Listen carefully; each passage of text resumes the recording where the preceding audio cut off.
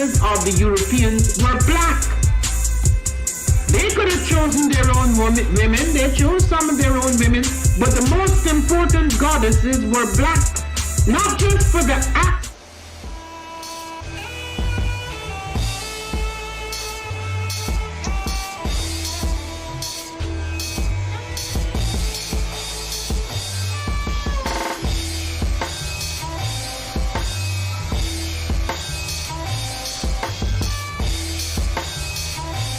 Peace, family. Yo, thank you for joining us, right? And I'm thrilled to announce the fact that we are now releasing our first free e-course. Come and learn about Geometry Journey, see some of the stuff we do. Come and join the tribe up with us, and check out the free e-course. We'll make sure that the URL pop up right about here, and it'll probably be somewhere in here. Check us out, family, because we are building. Come and learn about Geometry Journey, and let's build together.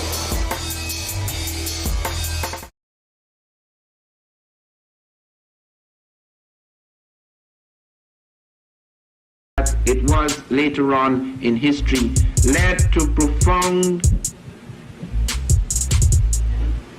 conceptions of the woman as inferior, and sometimes in some civilizations as essentially evil. So she's supposed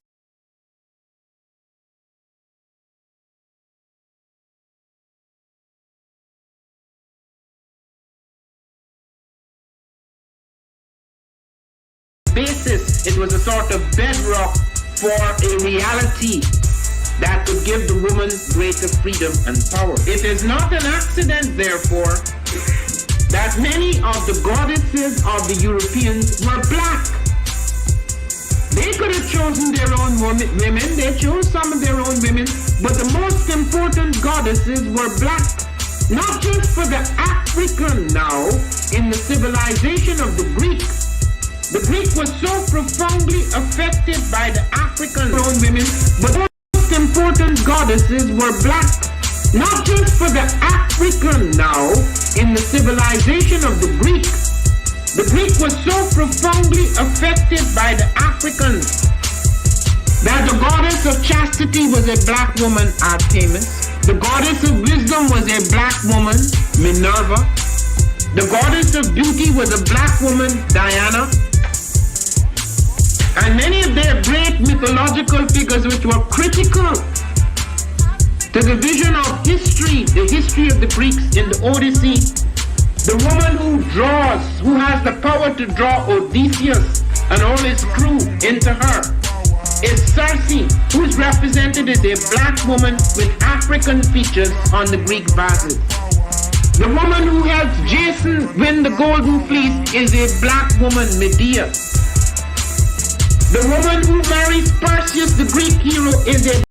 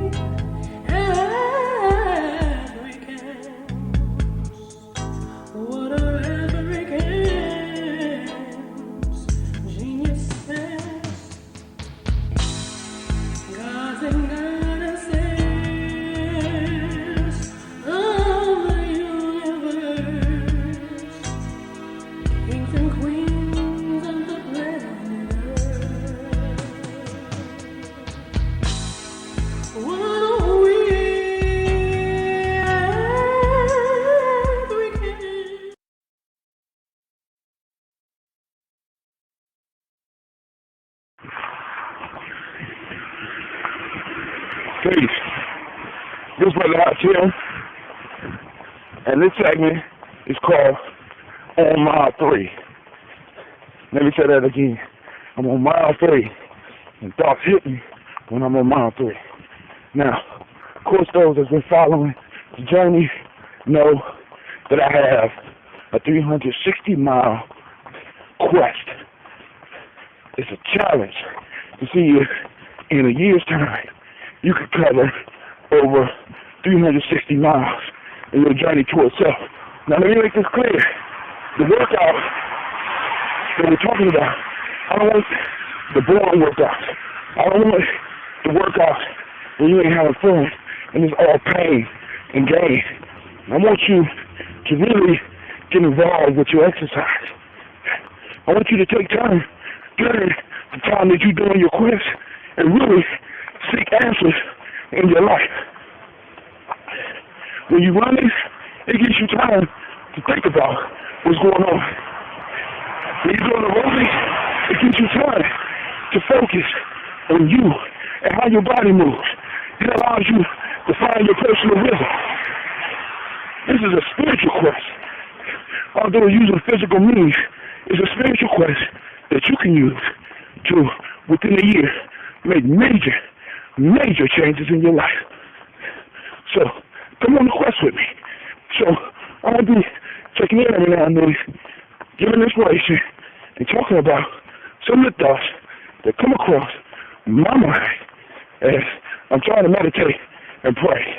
Now, one of the things that I'm going to suggest is that when you have problems in your life, an individual people pops up in your meditation or your prayer, is to take a moment, reflect, don't get involved with the thought, and whether it's negative or positive about what you're thinking, send that person a prayer.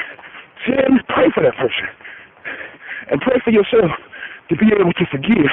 Because when we knocking off these miles and knocking off those clouds and knocking off that pain, in order for us to change, we have to let some of the old stuff go.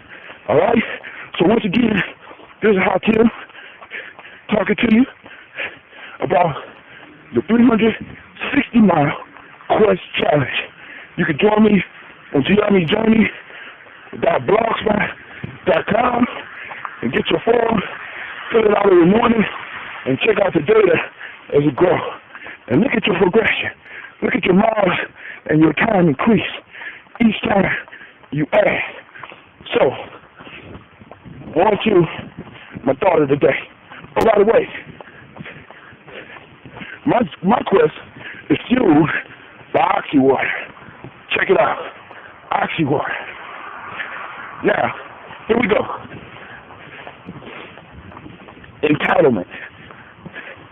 As I was running today, and also last night, as I stopped in at the hookah shop to meet with one of my advisors, one of my friends, to talk about life, one of the major issues that popped up and been with me all night is this issue of entitlement. And it kind of fit into the piece that I did earlier called Attitude Adjustment. Because when people, for some reason, when people feel they are entitled, they lose the sense of gratitude.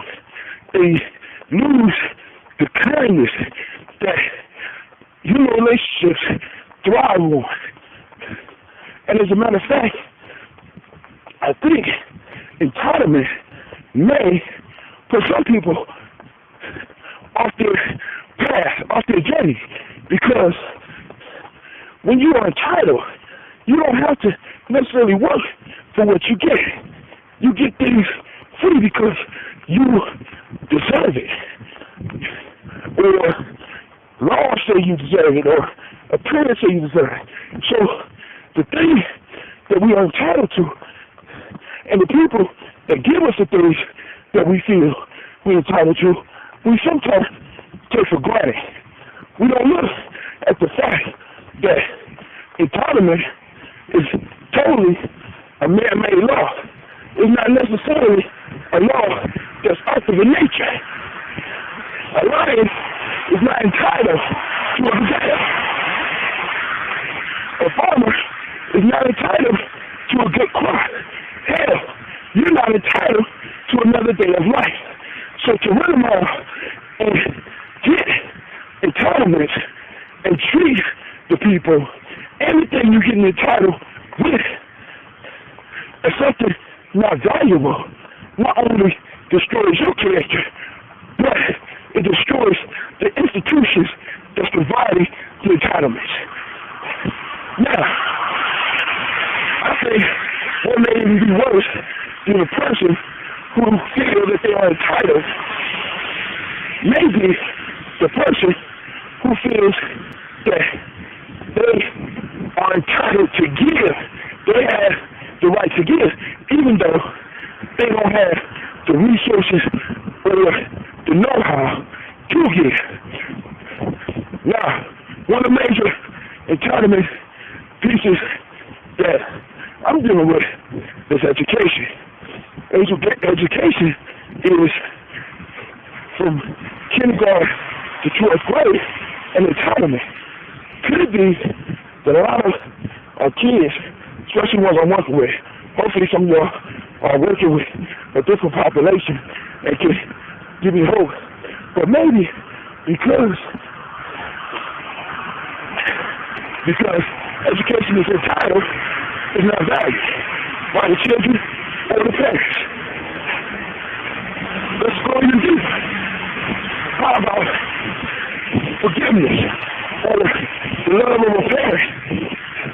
If I feel that I'm entitled to it, then I may not do what's necessary for me to recuperate or to pay back that love. Entitlement is false. Entitlement destroys. Now, I do know people do need help. And I chose to live my life in giving people help. But one of the things that I have done is when I run into an entitlement person, I step away. If I can, I wouldn't do it. Because when they feel they're entitled, they not only will destroy themselves, if you're not giving them what they feel they deserve, they will try to destroy you. This is Brother Hakim, and I'm at Hard for you. And I'll talk to you soon. With that, I say peace.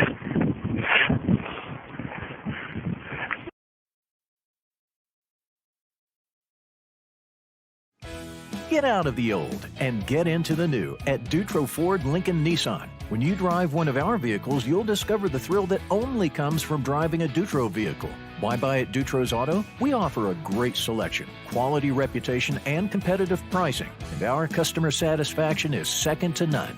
Discover the thrill of driving a Dutro vehicle today. Dutro Ford Lincoln Nissan in Zanesville, Muskingum County's largest volume dealer. You will pay less and get more at Dutro.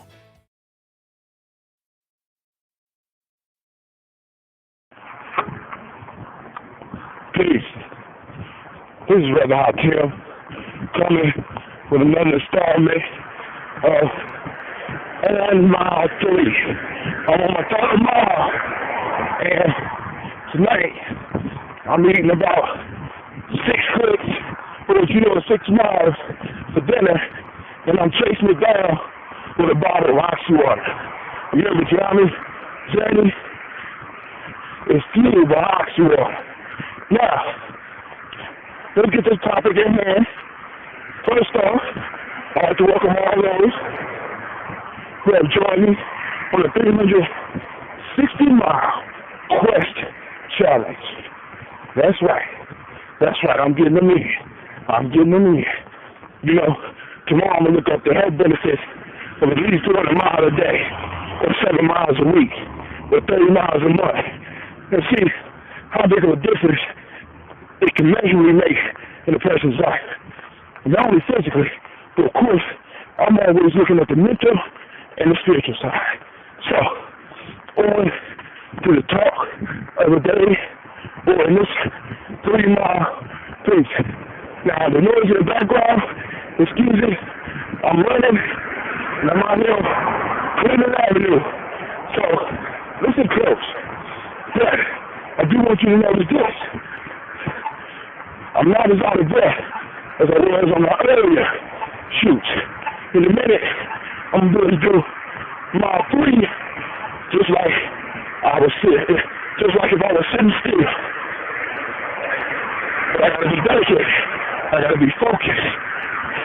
I gotta make it happen. All right. Talk of the day.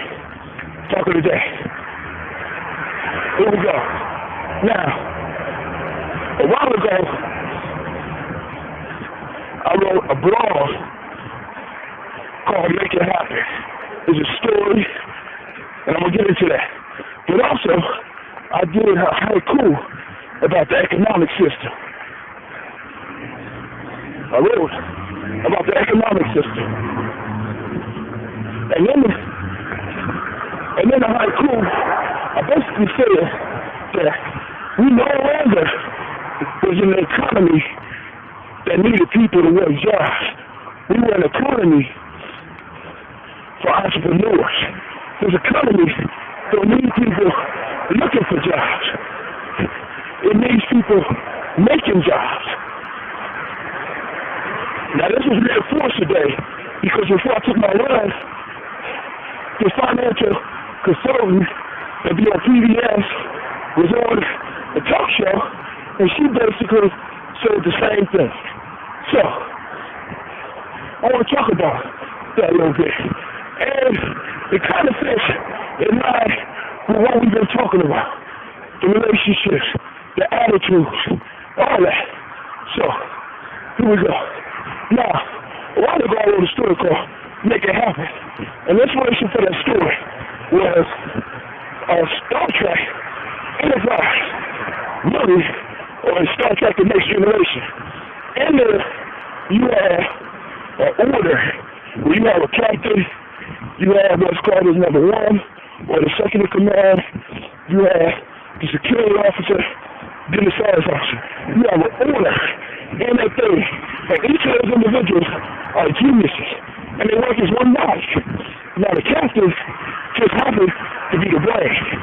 And one thing that he always say when they came to a decision was make it so.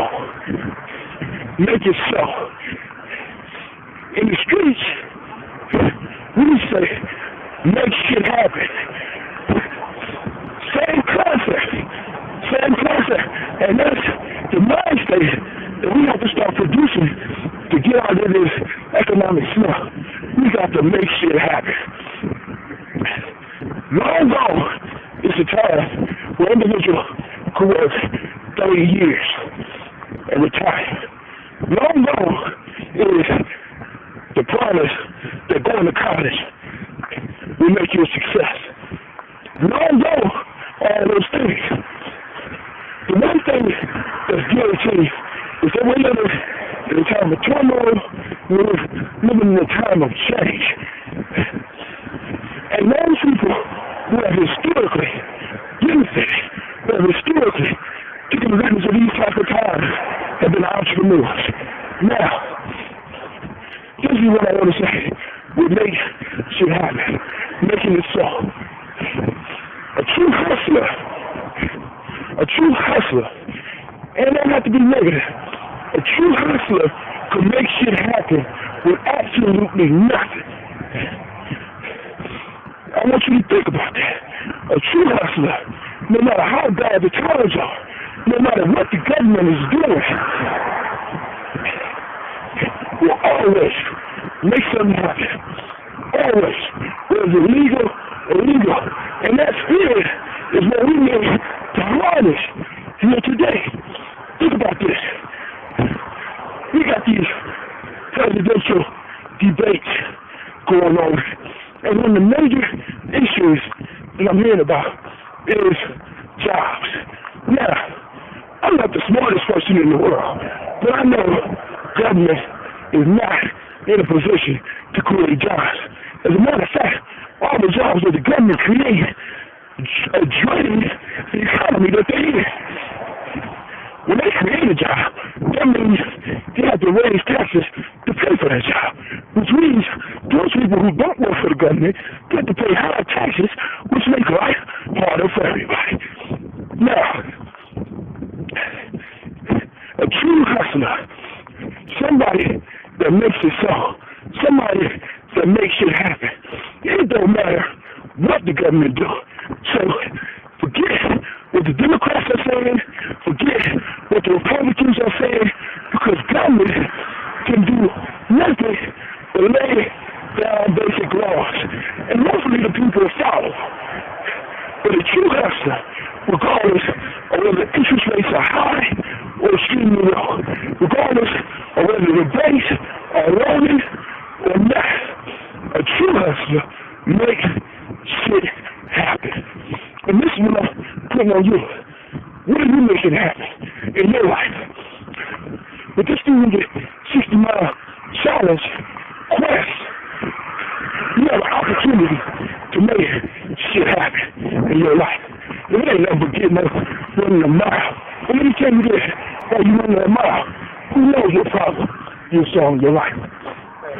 So how you doing? So, keep on listening, keep on pushing, keep getting your miles in, keep getting your meditations in, keep it all in, because what I want to do is I'm going to put the statistics up on the blog so people can see how we progressing as a group as far as reaching our miles. So, with that, Brother Hatim says peace, and with that, Gianni Journey and the 360-mile quest is powered by Oxywater, which I'm going to follow this run up with. So with that, I say peace.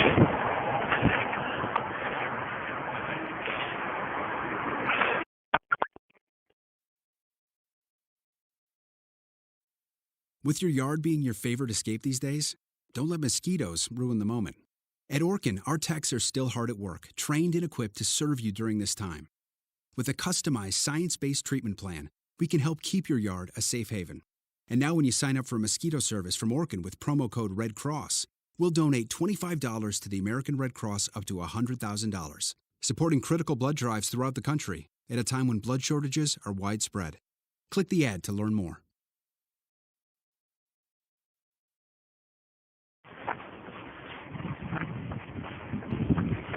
Alright, what's up now? This is Brother Hatim. As you hear, once again, I'm on mile 3. And I am high, spiritual high, because my ankle has been bothering me, and it's not bothering me right now. I've been adjusting my style and reading books trying to perfect my method, in a sense. Doing what I'm about to talk to you about. I'm creating my own thing. Listen, I have a book of wisdom that I often refer to, and it's called The African Openings to the Tree of Life. You can look it up. You can find it. There's only one publisher that produces it. But if you follow my blog, as well as my radio show, I've been told many stories how I was blessed to have this book come into my life. Well, anyway, there's a proverb in there that says, the best life is built on systematic processes. Now, that's not the exact quote. So those of you that are in my study classes that know the exact quote, please forgive me. All right? But you've gone in on your response to is talk about what the actual Proverbs say, word for word. But the key piece that I want to build on is the best life is built on systematic processes. Not only built on systematic processes, it's understanding that life is built around processes and systems. Now, a lot of us go through life not realizing that life is built on processes and systems. Not only the human life, but nature as well. Now, in nature, we can look at the systematic process through the cycles of the seasons. We can look at the systematic process with the moon shifting, with the solar They're often not. We need to look at these processes, these cycles that our ancestors built their lives on. And by understanding that these cycles exist, we can build them into our life to make our lives better. Now, men and women, we cling to systematic processes because it makes life comfortable for us. It gives us something that is, in most cases, predictable. In this world, the safest thing for a human being is something that can be predicted, something that gives you the illusion of safety and stability. And that's what systems do. So first, we need to understand that before I get into building your own. Now, it took me a while to figure out that life ain't haphazard, that it's built on systems. Although I've been trying to build systems my whole life, I never really labeled it as such. But that's exactly what I do. I build and I develop systems. And in my late 30s, early 40s, I had to sit back and really look at what was going on around me. Those that were successful in life were able to either get into systems and develop processes, or develop systems and develop processes to make their life better. Whether I was going to work for the state, I was able to fit into a system that would pay me well at that time and be able to live the rest of my life because I was able to plug in and understand and work somebody else's system. And in some cases, develop some processes to make that system work better. Or success came from those that were able to go out and develop their own systems. Yes, you have the Microsofts, you have the small businesses that were started and is being able to supply people a living for generations. They developed their own systems. So, now, coming from a geometry view, you have three types of individuals, and you need to really kind of identify what type of individual you are so that you know what you need to do. Now, in geometry, we have a definite difference between a soldier and a warrior. One is not necessarily better than the other. Both of them are necessary. All right? So let's go at these differences and apply them to systems. Let's start with the soldier. The soldier is one that's able to take orders and accomplish the task at hand. It requires no thought.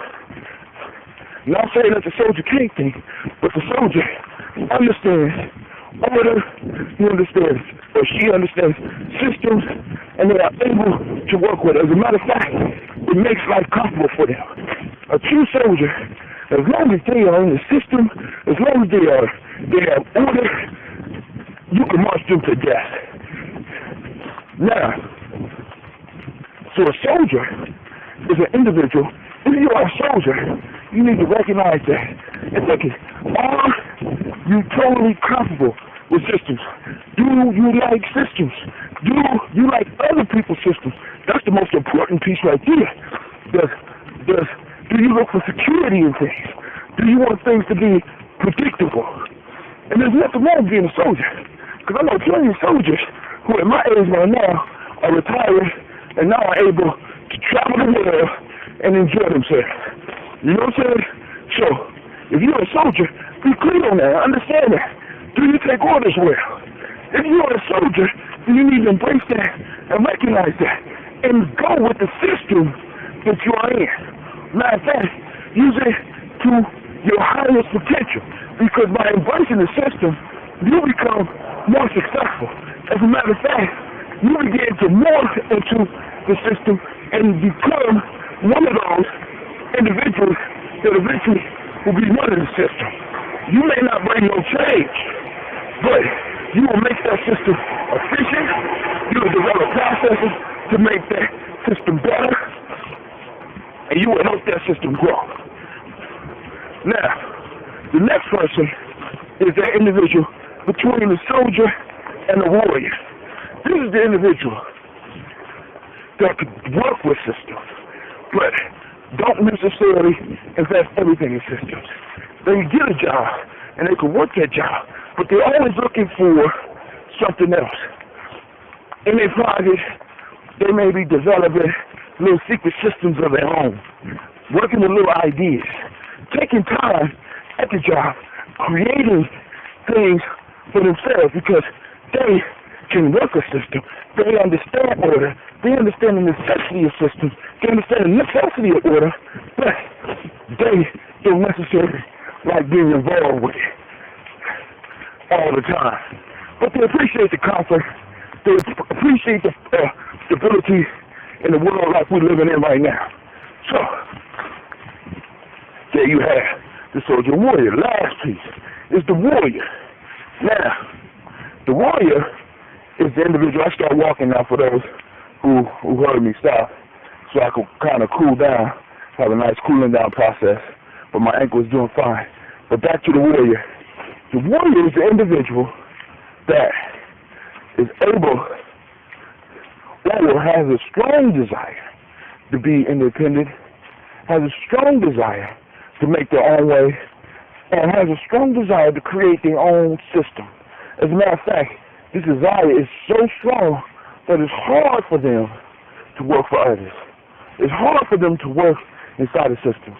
They're the ones that are always finding a way to clog up things in the system and make it difficult for the system to work because they want the explanation of why things got to be the way they always have been.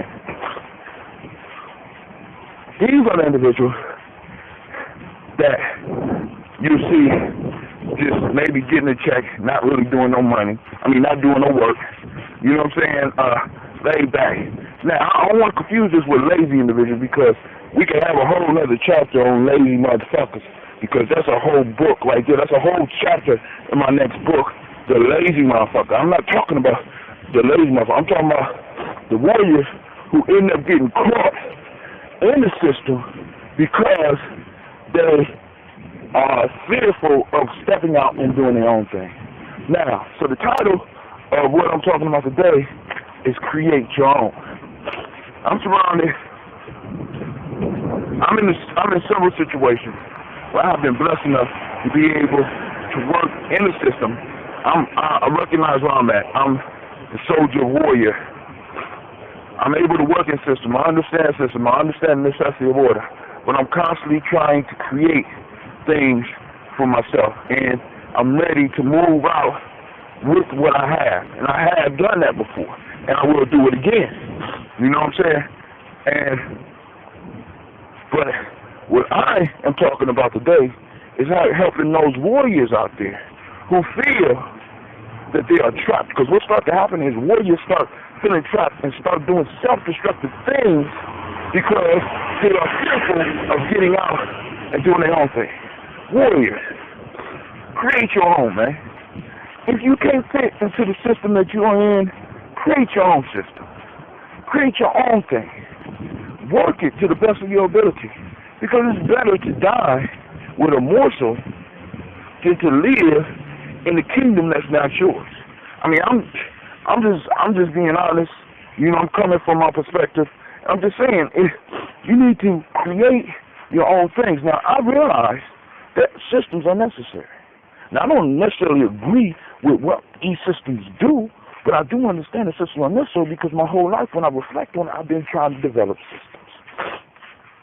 So I look at what's going on around me, and I try to do things better. And I'm creating systems to help other people and to help myself move in life in the way that they want to, and be able to live the way they want to. So warriors, look, if you know you're a warrior, you need to start creating your own thing. Stop trying to follow people. Stop going into other people's systems and fucking their shit up because you're not satisfied with how your life is and how things are. There's nothing wrong with being a warrior. There's nothing wrong with being a soldier. There's nothing wrong with being in between. But know where you are. If you're a warrior, stop going into people's shit and fucking it up and being upset and being dissatisfied with your life, doing self-destructive shit, fucking up other people's careers and shit because you upset and unhappy. Stop it. Stop it. This is Brother Hot Tim. I'm on mile 3, and I'm done. Peace.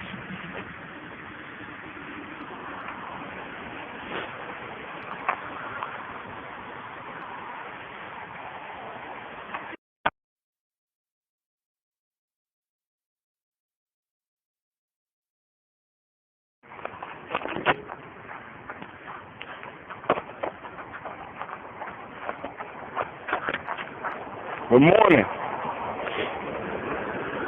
Brother Hot Tim, I'm on mile 3. I know y'all can't hear me. It's kind of hard. It's cold out here. I'm trying to put my gloves back on because I keep running. Trying to get my miles in. I wasn't able to get in there last night because emotions. I got overwhelmed with emotions. I got tired last night because I had some issues, professional and personal issues. And it's funny how sometimes when you have an opportunity to do things that you love, how when you invest your time into it, how it can help you heal and move through some old scars. And I'm going to talk about today old scars.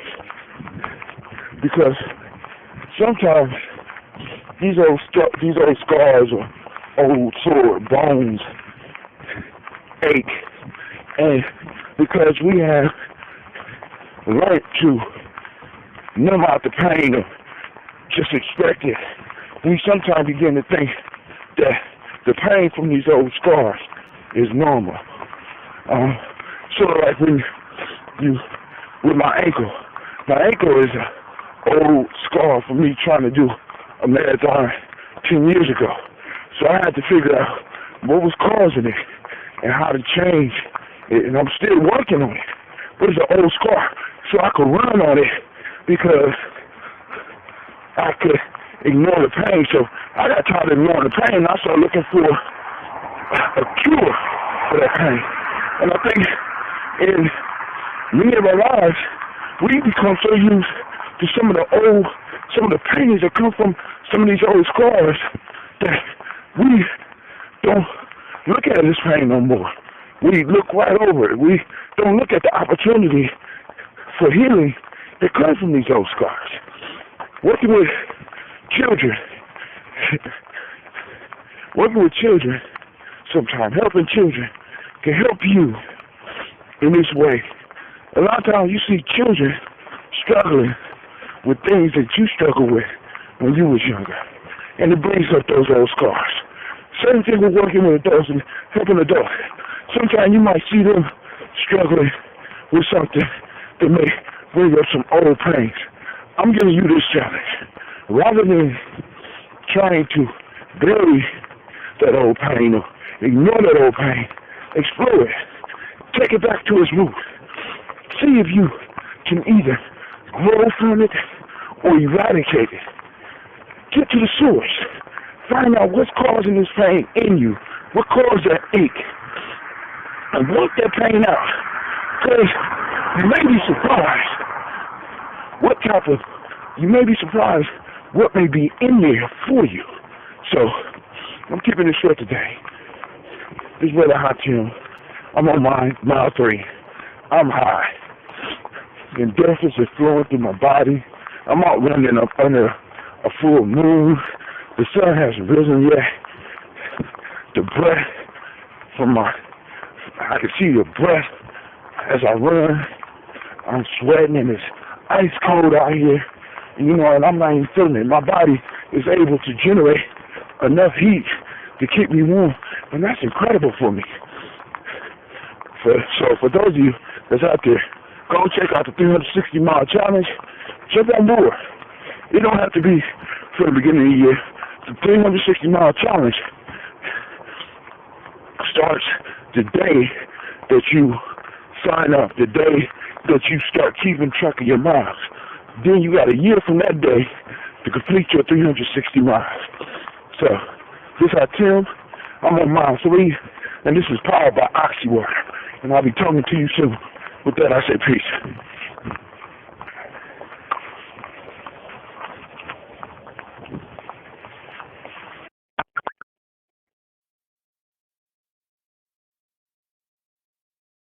At Encova Insurance, we're committed to leaving a lasting impression in all communities we serve. We support local causes that mirror the values and interests of our associates, agents, and policyholders. We partner with organizations that are dedicated to improving lives. We are committed to building something greater than ourselves, encircling our communities with strength and support. We are Encova Insurance. Learn more at Encova.com.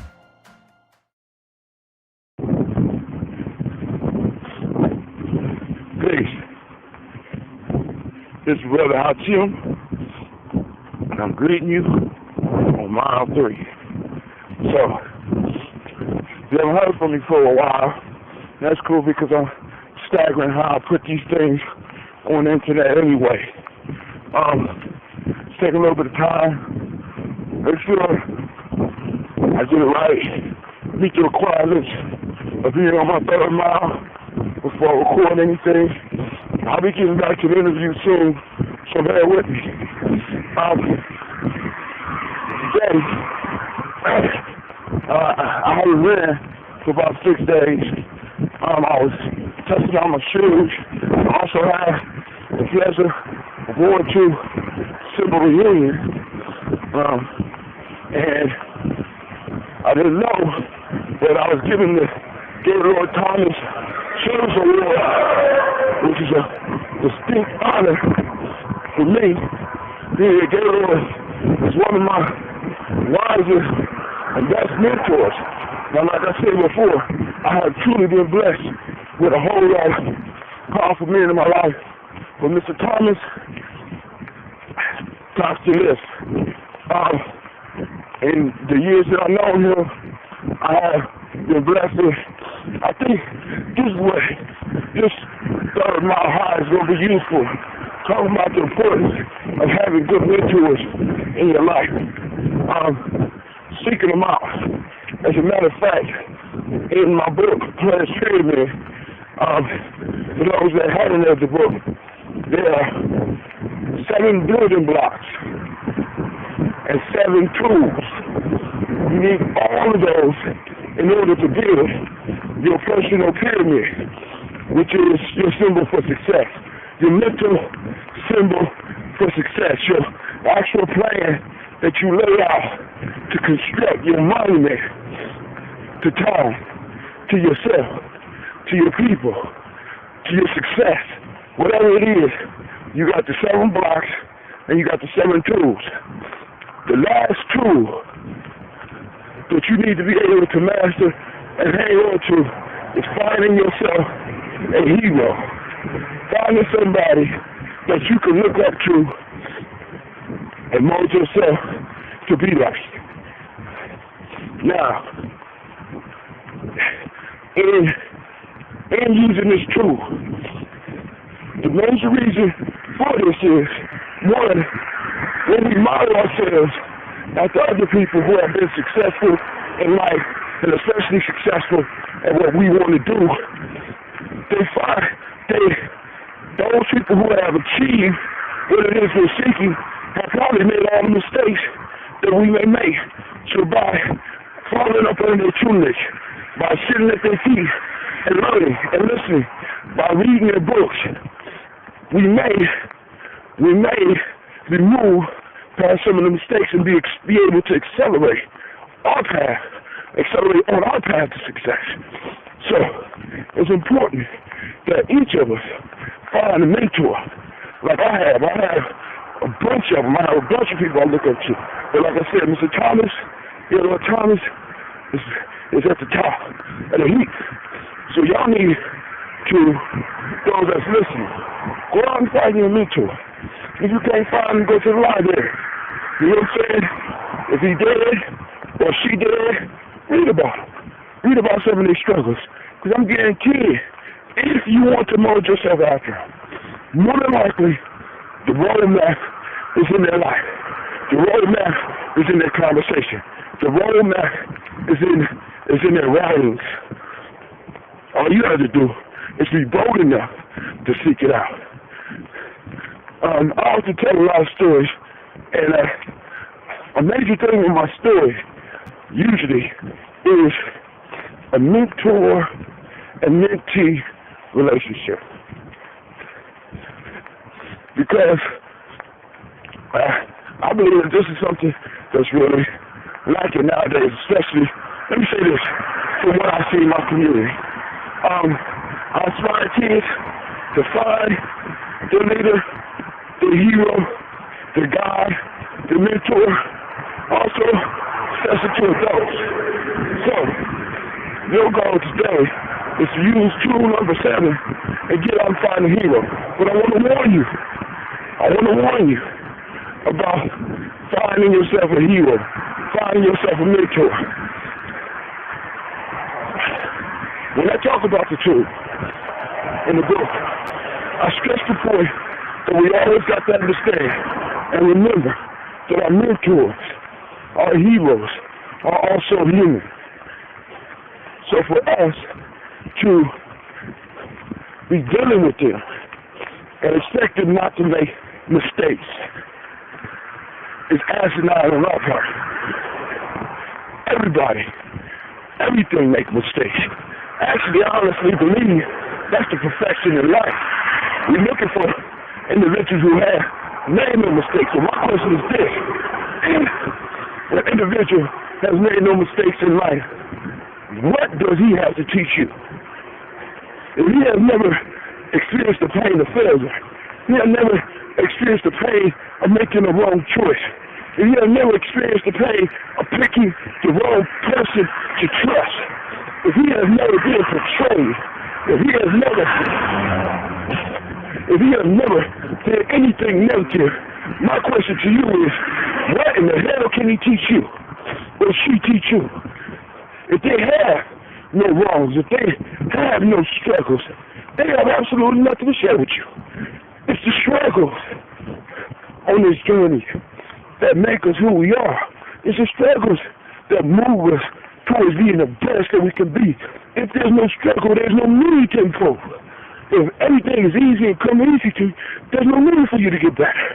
So, when you find your mentor, realize that he's human, and don't place him so high on the pedestal that if he makes a human mistake, he falls off your pedestal and dies in your eyes. Because I don't think you would want to be treated like that. Maybe some of y'all foolish enough to want to be treated like that. But, just like you, I gave him my advice. I'm high on mile 3. The endorphins is moving through my body. The pain is rolling. I'm probably doing the best time I done did. I done figured out what's going on with my shoes, by the way. That was just going to try these Vibums, these 5-finger ones, the racing ones. They come kind of tight. So one of the things I noticed when I took the socks off and just ran, I know my feet is numb right now. It's kind of chilly right here. But once I took the socks off, it feel a lot better, a whole lot better. So that's the sidebar. With that, this brother Hakeem, I say peace.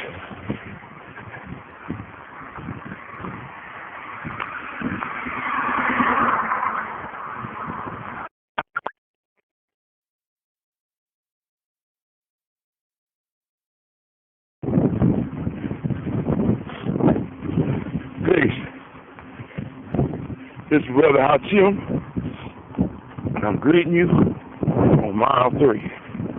So, you haven't heard from me for a while. That's cool because I'm staggering how I put these things on the internet anyway. It's taking a little bit of time. Make sure I get it right. Meet the requirements of being on my 3rd mile before I record anything. I'll be getting back to the interview soon, so bear with me. Today, I haven't ran for about 6 days. I was testing out my shoes. I also had the pleasure of going to symbol reunion. And I didn't know that I was given the Gaylord Thomas Service Award, which is a distinct honor for me. Being at Gaylord is one of my wisest and best mentors. Now, like I said before, I have truly been blessed with a whole lot of powerful men in my life. But Mr. Thomas tops the list. In the years that I've known him, I have been blessed with, I think this third mile high is going to be useful. Talking about the importance of having good mentors in your life. Seeking them out. As a matter of fact, in my book, Players Pyramid, for those that haven't read the book, there are 7 building blocks and 7 tools. You need all of those in order to build your personal pyramid, which is your symbol for success, your mental symbol for success, your actual plan that you lay out to construct your monument to time, to yourself, to your people, to your success. Whatever it is, you got the 7 blocks and you got the 7 tools. The last tool that you need to be able to master and hang on to is finding yourself a hero. Finding somebody that you can look up to and mold yourself to be like. Now, in using this tool, the major reason for this is, one, when we model ourselves after other people who have been successful in life, and especially successful at what we want to do, those people who have achieved what it is we're seeking have probably made all the mistakes that we may make.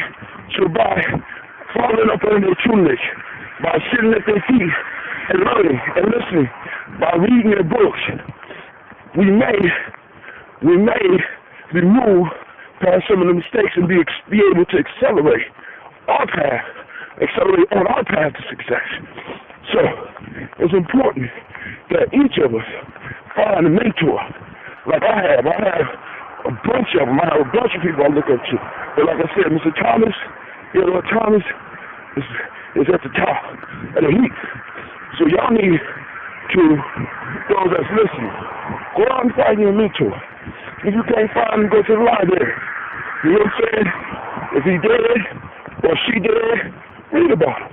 Read about some of these struggles. Because I'm guaranteed, if you want to mold yourself after him, more than likely, the roadmap is in their life. The roadmap is in their conversation. The roadmap is in their writings. All you have to do is be bold enough to seek it out. I often tell a lot of stories, and a major thing in my story usually is a mentor and mentee relationship. Because I believe that this is something that's really lacking nowadays, especially, let me say this, from what I see in my community. I inspire kids to find their leader, their hero, their guide, their mentor, also especially to adults. So, your goal today is to use tool number 7 and get out and find a hero. But I want to warn you about finding yourself a hero, finding yourself a mentor. When I talk about the tool in the book, I stress the point that we always got to understand and remember that our mentors, our heroes, are also human. So for us to be dealing with them and expect them not to make mistakes is asinine on our part. Everything makes mistakes. Actually, I honestly believe that's the perfection in life. We're looking for individuals who have made no mistakes. So my question is this. An individual has made no mistakes in life. What does he have to teach you? If he has never experienced the pain of failure, he has never experienced the pain of making the wrong choice, if he has never experienced the pain of picking the wrong person to trust, if he has never been betrayed, if he has never did anything negative, my question to you is, what in the hell can he teach you? Or she teach you? If they have no wrongs, if they have no struggles, they have absolutely nothing to share with you. It's the struggles on this journey that make us who we are. It's the struggles that move us towards being the best that we can be. If there's no struggle, there's no need to improve. If everything is easy and come easy to you, there's no need for you to get better. So, when you find your mentor, realize that he's human, and don't place him so high on the pedestal that if he makes a human mistake, he falls off your pedestal and dies in your eyes. Because I don't think you would want to be treated like that. Maybe some of y'all foolish enough to want to be treated like that.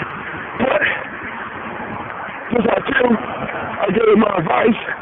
I'm high on mile 3. The endorphins is moving through my body. The pain is rolling. I'm probably doing the best time I done did. I done figured out what's going on with my shoes, by the way. Those that's going to try these Vibums, these 5-finger ones, the racing ones, they come kind of tight. So one of the things I noticed when I took the socks off and just ran, I know my feet is numb right now. It's kind of chilly right here. But once I took the socks off, it feel a lot better, a whole lot better. So that's the sidebar. With that, this brother Hakeem, I say peace.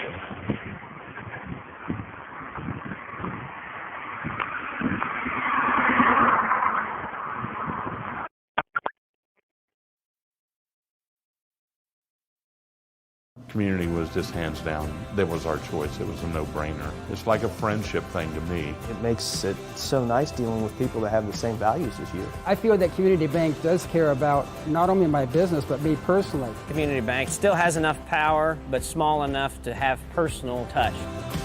They're working with you. They're like the old-time bank. When I first started, that's the way the old banks used to be. And Community seems to be that bank, the same old bank.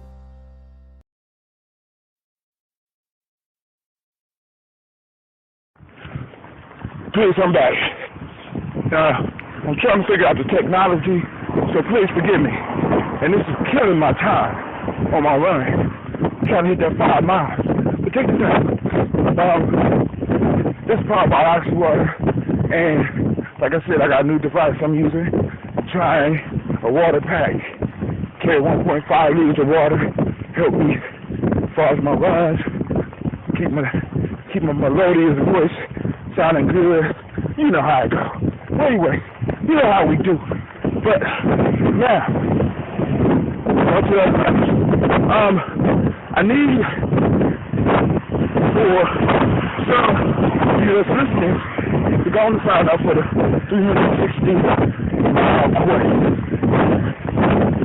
Spiritual quest. We doing it. We exercise. I've made it for you to study on it. Just take time for study, time for other type of workouts. You can add that as you will. But, you know, my major piece is running. And speaking of that brings me to the reason I'm doing this show today. Check it out. I get a card on here. I do talk, but I'm gonna label the magic lamp. And as many there's various versions of this, but this one is mine. All right, here we go. Because I had to switch some things up in my tribe with some young people, as well as some older people, because the old style initiations are not ever coming back. We need to be clear on that. They're never coming back. So we have to be aware of. We have to be aware of. What we have to be aware of is the fact that they're never coming back. So what we have to do is start adjusting. What I did with the Army, start adjusting. I'm doing a new style, self-initiation. And this story is one of the reasons for it, or this idea, this concept is one of the reasons I went to this. So here we go. Now, many people are familiar with the story of Adam's lamp. Very good story. Very powerful metaphor. But in my research, I have been looking for the beginning of Aladdin's tale, or what exactly the root of the story. So, one of the things I found looking through the history is this. Genie is a European version of the word jinn. Now, what are jinn? Alright, what are jinn? Jinn in the Arabic tradition, or in the Arabic spiritual tradition, and in Islam, are in the sense spirits. They fill in the gap between man and angel. Okay? So these jinn have great abilities. They know they're spiritual. They have great powers. So the legend of Aladdin comes out of the tradition of the jinn. Now, one of the things that I want to stress, because when my son was younger, I went through the Arabian Nights. I ain't read all 1,000 tales or however many it was, but one thing I will say that I did do, definitely, I looked up at the tales to see that genies, or jinn popped up over and over again. Of course, me, being a man of symbols, being a symbol literate, understanding that by understanding the symbols in my life, I give myself power. Understanding this, I start looking into what a jinn was. To me, what is a jinn? Before we get into that, let's look at the Western tradition. Now, hold on, let's stay with it for a second, because this is part of it. Now, the whole lamp concept fits into the Arabic tradition this way. Now, check this out. One of the things that I learned was that jinns or genies didn't willingly go into the lamps. Of course not, right? No. One of the stories about how jinns get lamps is, one, they are either food or force.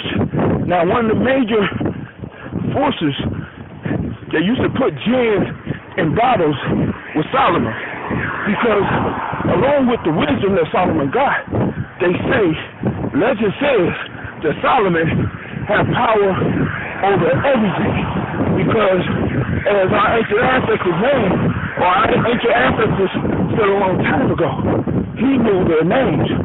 And the original name is the essence. That's what our ancestors said. And when you call a thing by his original name, by his true name, it understands you and it obeys. So part of Solomon's wisdom was being able to receive every living being's name, angelic to demons. And in knowing their names, he was able to control. Now legend goes that Solomon's temple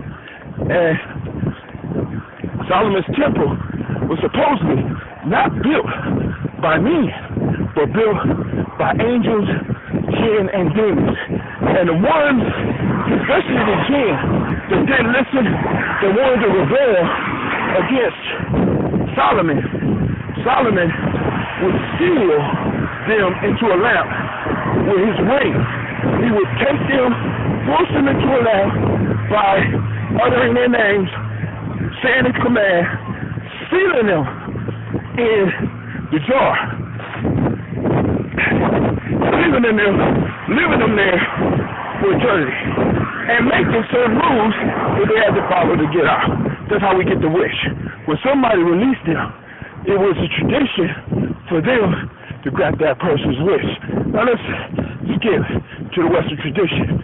When the stories, those Arabian Nights stories, came to America, the closest word, or not America, to Europe, the closest word that Europeans had for jinn was genius.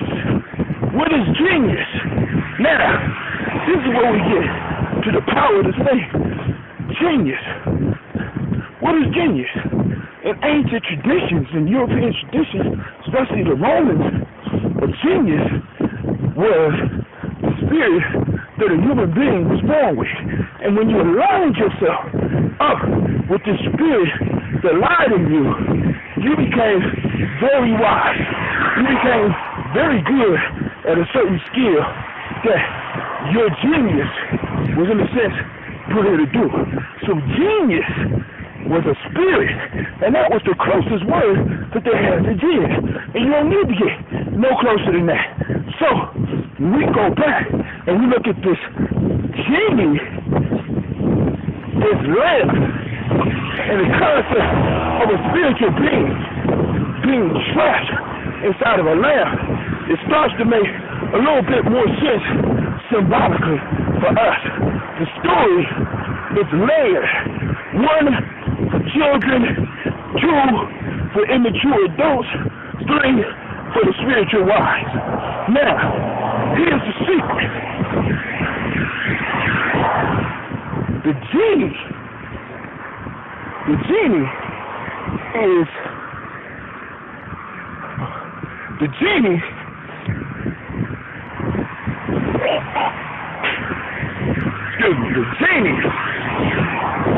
is, in a sense, your higher self. The lamp is your body. Now let's get to it. In order to get the genie out of the lamp, what do you have to do? In order to get the genie out of the lamp, an individual has to rub the lamp. You have to irritate the lamp. Now, if genie is the spirit, and to release it, you have to irritate the lamp, which is your body. How do you irritate your body? How do you irritate the lamp? How do you rub your body? Now, I know some of y'all sitting out there thinking crazy, gonna go home and jack off. I want to take it to another level. Think about this. When you exercise, when GNJ men and women run, when we exercise and we form and shape our body, we are rubbing the magic lamp. We are releasing a genie. Now, this is the trick about a genie or a genius. We have to be very specific about what we ask this genie for. Very specific. Because you got to think about this. According to ancient tradition, this spirit, this genie, has been locked up inside of a small container for a long time. Now, most of us who have ever been locked up at something, whether we've been locked up in jail, or whether we've been locked up in the army or the military, whether we've been locked up in schools or locked up in the church our whole life, when we're let free, the first thing we want to do is run. We want to get out and we want to experience the things that we think we missed. This spirit, this higher self, is no different. And when we rub this out, we have to be prepared to answer or be prepared to ask this genie for exactly what we want. This genie, in a sense, does not necessarily want to serve us or it can't serve us. Let me say that. Because our mind is seeking more towards satisfying our earthly needs rather than satisfying the true needs of human beings, or the true needs of a human being, because we're not just flesh.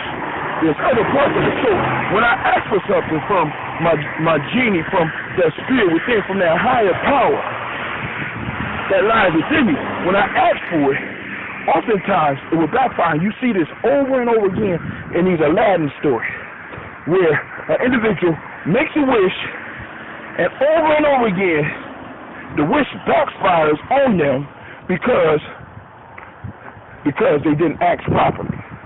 So here we go. Let's get on to it. Let's get down to it. So in order for me to really utilize my genius, to really utilize the genie within me, first off, I got to irritate the lamp. I got to move the lamp. I got to shake the lamp. I got to knock the dust off the lamp and get it moving and get it in shape so that the genie can come out. When the genie come out, I got to be very specific about what I want that genie or that genius to do for me. If not, it's going to trick me. That's the way of the universe. We got to be prepared for this, and we got to look at this, and we got to really see this, because what happens is many of us, we get access to these spiritual powers, and we just don't know it, and because our mind is not focused, because our mind is not clear, we end up asking for something, and it ends up turning into a curse. This happens over and over again in those stories, in the Arabian Nights. It's incredible. So what we have to do is use our mind to, in a sense, control the genie. And I think this is where it ties in with the Sphinx. Now y'all like, oh Lord, here you go. Look, the Sphinx. What is the Sphinx? The Sphinx is a beast. Beast. What does a beast represent? Beast represents uncontrollable energy. Not just something wild running around. It's uncontrolled, powerful energy, destructive energy. And what happens to this energy when you take a man's head or a woman's head that's clear and thinking clear and put it up on top of this beast? It sits down and is controlled. So, now, as men and women, those of you that are, we need to start rubbing our lamp on a daily basis. I mean, get your ass up. If you have to walk, start off walking and moving your body. Start doing some push-ups. Start doing some sit-ups. Start thinking about what it is you truly want and the implications of what would happen if you got them. One of the things that I was very shocked about was that when a lot of people were asked what would make their life better, a lot of them said that winning the lottery will make their life better. But from what I understand and from some of the research that people have shared with me through my study on the internet and listening to CDs and DVDs over and over again, that people who usually win, a majority of the people that win this lottery, this life-changing lottery, this life-changing amount of money, usually end up destroying their lives within 3 years. What I want you to do is to really think about if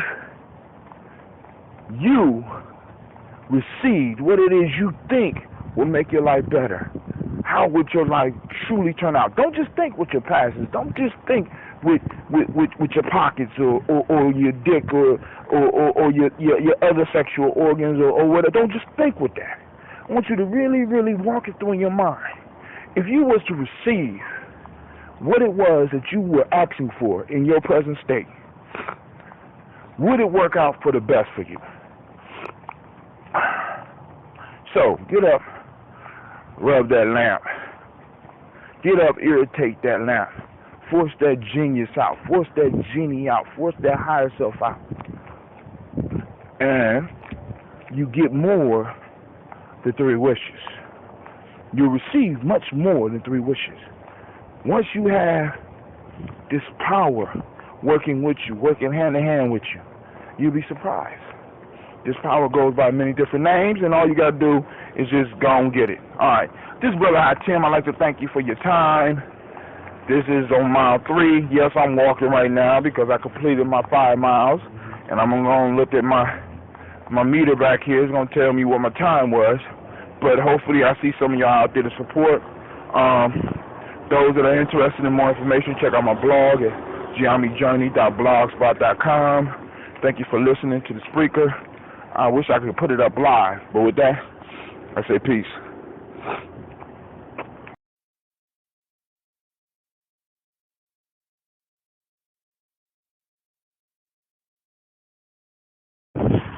Peace. This is Brother Tim. I'm on mile 3 for real. And I'm alive. I got it working. I'm out here on my run. I hit mile 3. And this is one of the best stress relievers. So after the first couple of 100 yards, you're not thinking about the job. You're not thinking about the issue. Your mind starts coming up with reasons why, or at least my mind. Let me speak for myself. My mind come up with reasons why I should stop. Another part of me has to dig down deep and say, this is why I need to keep going. You know, it's important that as we do this quest, this journey, we are clear on the reasons why we do what we do. I have to remind myself on my runs that I'm not just running for me. I'm running for my family. I'm running for those friends. I'm running for those in my life that need prayer. I'm running for the kids that I work with.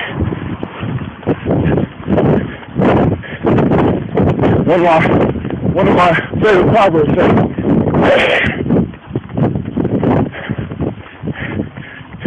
if it is not yours, it is not a sacrifice. If there is no suffering, there is no sacrifice. When I run, I put my body up. Fuck the talk, fuck the pretty prayers and all that. I'm putting my body up on the line. I'm putting my ankles, my legs, my calves, my back. I'm pushing my heart to it, thoughts to it. Feel like it's about to explode. So I can make a better world for myself and those that I love. When we become clear about why we do things, when we find that clarity, it gives us a strength that outweighs any negatives. If you are clear what you're doing, you go into a losing battle and turn it into a victory. Clarity. I remember one scene, of course, you know, I always got to go into movies. One scene that particularly sticks out for me from, I think it was Empire Strikes Back. And Yoda was talking about he was talking about one of the Skywalkers, but it had to be Luke, because Luke, they know his daddy was the scourge of the universe, yeah. But anyway, Yoda talked about the importance of a Jedi being here and now. Well, a lot of things got together, but I guess I did right here. With Cyrus shit. Anyway, he said, never was your mind here and now. Never. And for me, that's the definition of clarity. And that's what the 360-mile quest does. It forces you to focus on the here and now. When you learn it, when you work it out, you go to a fantasy for a minute. But eventually, your ass is gonna wake up. Eventually, you're gonna have to deal with that pain. You have to deal with that suffering. And you have to find something or someplace to put it. Because if you don't, it will destroy you. It's like with clarity. Just bring me back right now. This is about the sickness. Clarity. You are a lion tamer. Now, the beast, let's just say a beast tamer. And the beast that you get to cage with are faster and stronger than you. In many ways, more cunning than you. Because their survival is based on their ability to take flight, on their ability to move at a moment's notice, and to take advantage of one weak moment. So, you are a disadvantage. That's why when you step into the cage,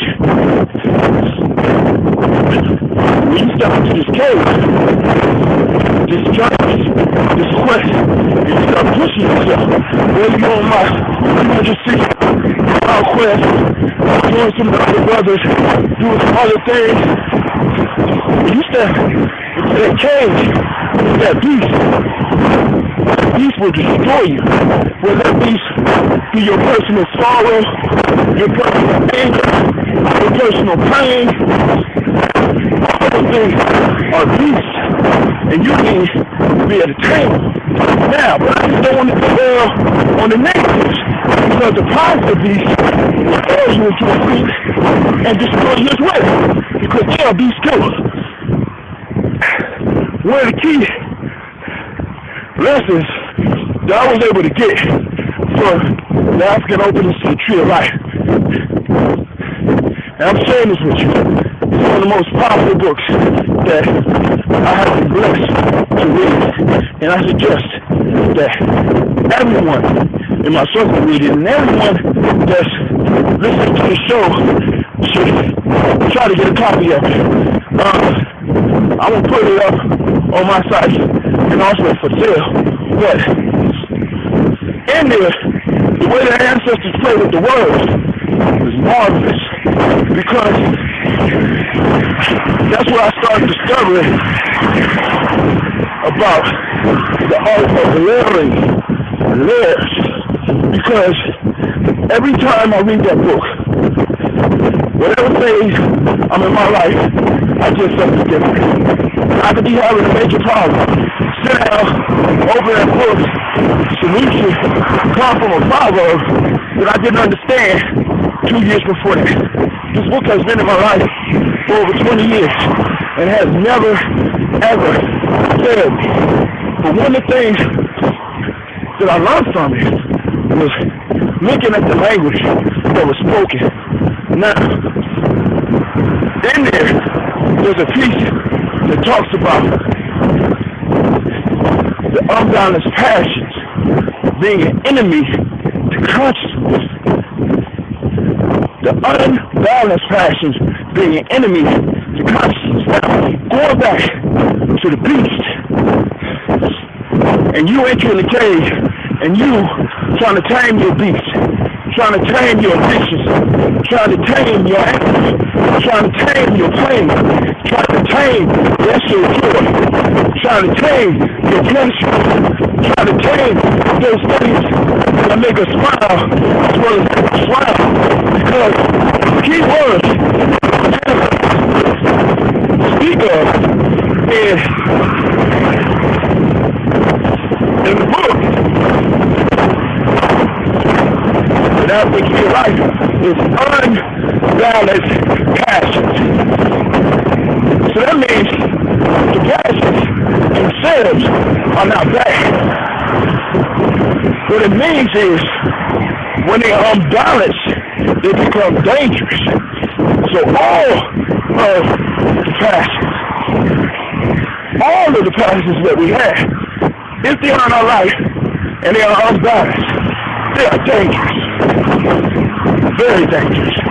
And we need to be aware, and we need to watch, and we need to be clear about how we're going to deal with it. All right? We move into the cage, and Jamie, we use our whip, which symbolically, I mean, you going to break it down symbolically, to get the beast's attention, to fill him with fear and the desire to do what we want so that we leave him alone, and we tame them, and we get them to do the tricks that we want them to do, rather than us doing the tricks and getting the things that they want us to get. Trust me, I've experimented with this, I've played with it, I have sampled different things, passions I've been through my life, unbalanced, and caused great havoc. So, one of the whips that I use, as I called it in the genie analogy, rubbing the lamp, one of the whips I use now is working out. Doing these runs, getting into the competitions, seeing other people running faster than me.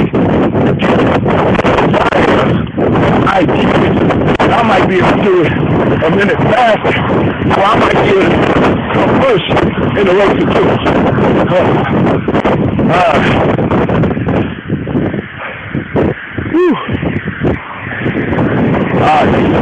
So, I'd like to thank you for tuning in. And remember that on mile 3, if this is on mile 3, this is fueled by ice water. I'm about to go in the house, take me a sip right now. Hell with a sip. I'm gonna get the go. Gotta wash my feet. Toes is killing me. These shoes are working out good, by the way. Check out my blog on 5 fingers. They're working out. I just got a blister. You know, I'm running a little bit faster than I had before. So, things are getting better for me. So, with that, I'm going to say peace. Hit my blog up at GiamiJourney.blogspot.com for more information about Giami Tribe and the workshops and self-mastery. Be sure to check out my book, The Player's Pyramid, as well, because in the Player's Pyramid, one of the first tools that I talk about is clarity. You know, being clear in what you want, you know, but it's basically clarity and having clarity and being able to see what it is that you want and move towards it. Also, check out my meditation CD called Meditation by the Numbers. It'll help you overcome some of the stresses and problems that you may have in your life, as well as running. Running does the same as well. But you know, I'm gonna do a CD on running real soon too. Maybe a video, and be looking out for my latest book. I got 4 books out actually. I got Player's Pyramid. I have The Lost Art of Storytelling, using stories to improve your life, basically. And then I have Giami Journey Workbook. It's basically a collection of proverbs and stuff that I studied over a year and a half. And I just wanted to share the method that we've been using in Giami for a long time to get the secrets out of the proverbs. So with that, Brother Hatim says peace, and y'all have a good evening. Oh wow, this is Giami Journey. I am upset. Not really, but y'all feel me.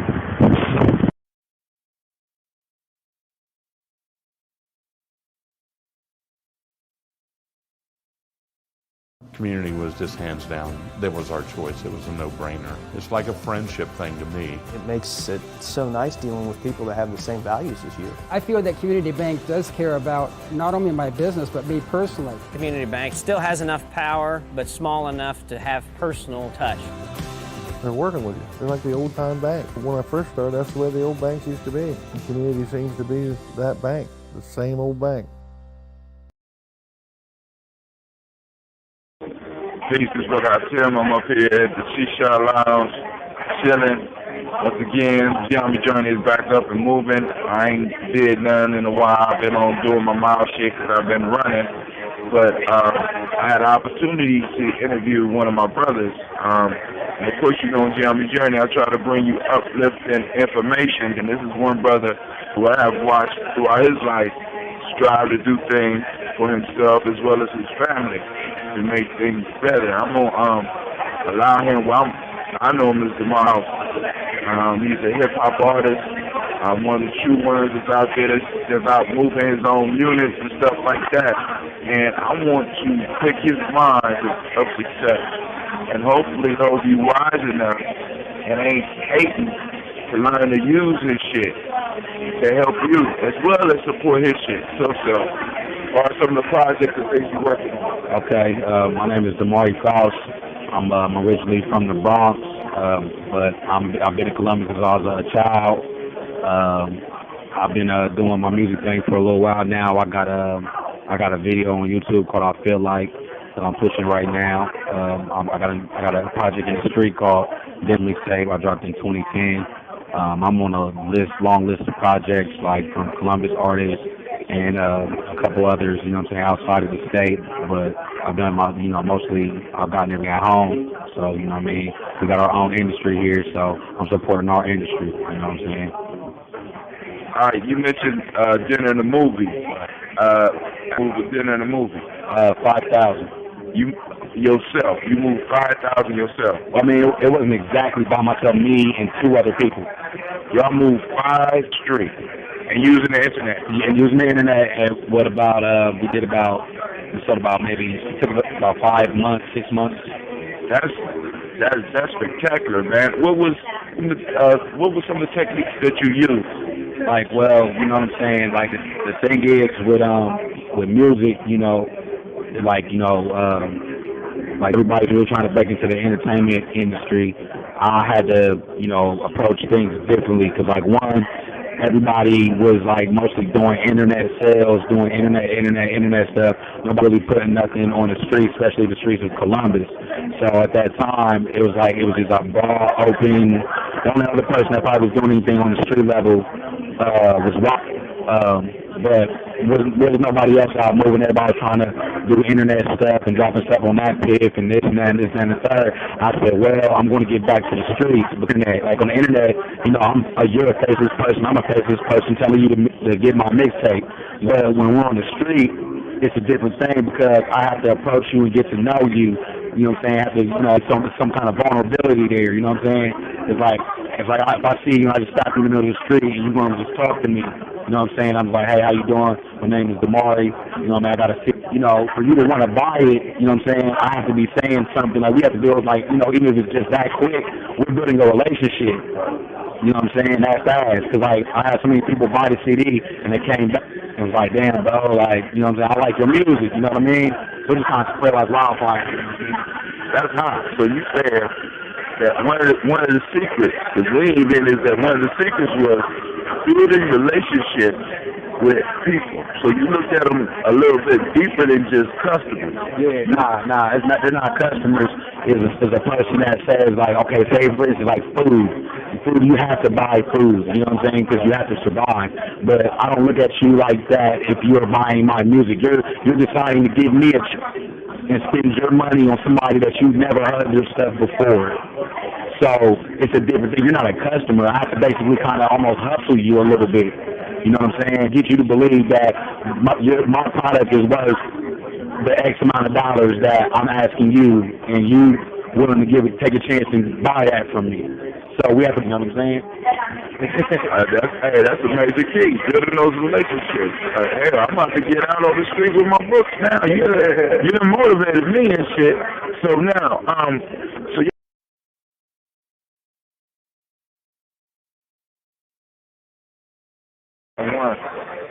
Peace, yo. This is how I'm going to finish the interview. We had to go straight to the podcast, so catch the first part live, and I'll update that when I get done with this one. But I'm going to continue the interview with DeMar, and we were talking about building relationships to sell things. We got cut off when I was asking him about how many units did he move on the internet, and also to speak about some of the strategies, because you got a lot of friends on Twitter and Facebook, and you're one of the ones that I noticed that's using Twitter and Facebook effectively. I don't see you putting up a lot of the personal bullshit out there. I see you trying to utilize the internet for what it is. A perfect tool for leveling the playing field. So, talk to us about your relationship with the internet. The internet is like, it's like, to me, that's like a land of opportunity for real. Like, there's so many people that you can reach like so fast on the internet. So, what I'm doing is like I'm building, that so I can reach people that don't just live in Columbus or just live in Ohio, or I'm trying to, because I got a nice following from the West Coast too. You know what I'm saying? Like, I got people out west that like my music, in Texas. You know what I'm saying? So, I'm using that to be able to branch out to those people as well, because I don't want to just keep my career here. You know what I'm saying? So what I do is like I go and I say motivational things, and you know what I'm saying, I try to get to know people, have them get to know me. You know what I'm saying? Because a lot of times, like, we as artists, we use the internet wrong. Like, we just post just all of our stuff all the time. We're just always posting our, our links and our videos and everything like that. But, you know what I'm saying, you should, like, get more personal with people and let them get to know who you are, you know what I'm saying, as a person. Because, like, once they see who you are as a person, then, you know what I'm saying, they'll start to maybe want to hear what your music sounds like and see what you're selling and stuff like that. Be like, oh, he's a cool dude. He's cool. How many friends you got on Facebook? I think I'm tipping around 4,000 now. I done got, like, I know, over this last week, I got about, like, 57 friend requests last week. How about Twitter? Twitter since last Friday to Thursday, I've had like 116 followers. Total? Total. Okay, I mean, is it joined? How many total? That's just joined. Okay. And total, I got because I got on Twitter kind of late for real, so I had about 450, and now I got 616. Have you checked your cloud? You use that cloud segment off? I haven't used that yet. I'm still learning. I'm still learning everything too. Check that shit out. Hey, because the internet dude, I'm trying to tell you, listen. For those out there, check out my podcast from yesterday on my free when I was, because I get high running and shit. And I was thinking, and I'm reading these books. Understand that on the internet, the next 2-3 years is going to be another 2 billion people joining it. You know what I'm saying? From all over the world. And they're going to be looking for and hungry for good music, good product. If you got that, you know what I'm saying, these people come from what will be considered third world countries. If you link in with them, 99 cents on the motherfucker cross feed is still 99 cents. All that. You know what I'm saying? And that's exactly what I'm trying to do, like, because I know, like, the first thing I did, my first mixtape was small. But, like, the reason why I haven't released anything in 2 years is because I'm trying to build up a real clientele now, you know what I'm saying, on the internet, because, I understand, like, there's so many different things out there just on the computer, you know what I'm saying, so I can do a lot of things, you know what I'm saying. How you doing? Yeah, you know what I mean, so. Need some money? All right, that's okay. But hey, all right, so here we go. Now let's go on this journey here, because you've been around me a long time, so I'm pretty familiar with the system and shit, either consciously or subconsciously. Right. But so the first thing that I always talk to people about, even though we got into some shit prior to, is at every point in a journey's life, in a hero's life, in somebody's successful life, there comes a separation. Where you have to separate yourself from everything that's going on, from the bullshit that a lot of times we experience. Right. There's a point where every hero has a calling. Right. What was your calling? What caused you to start doing your music?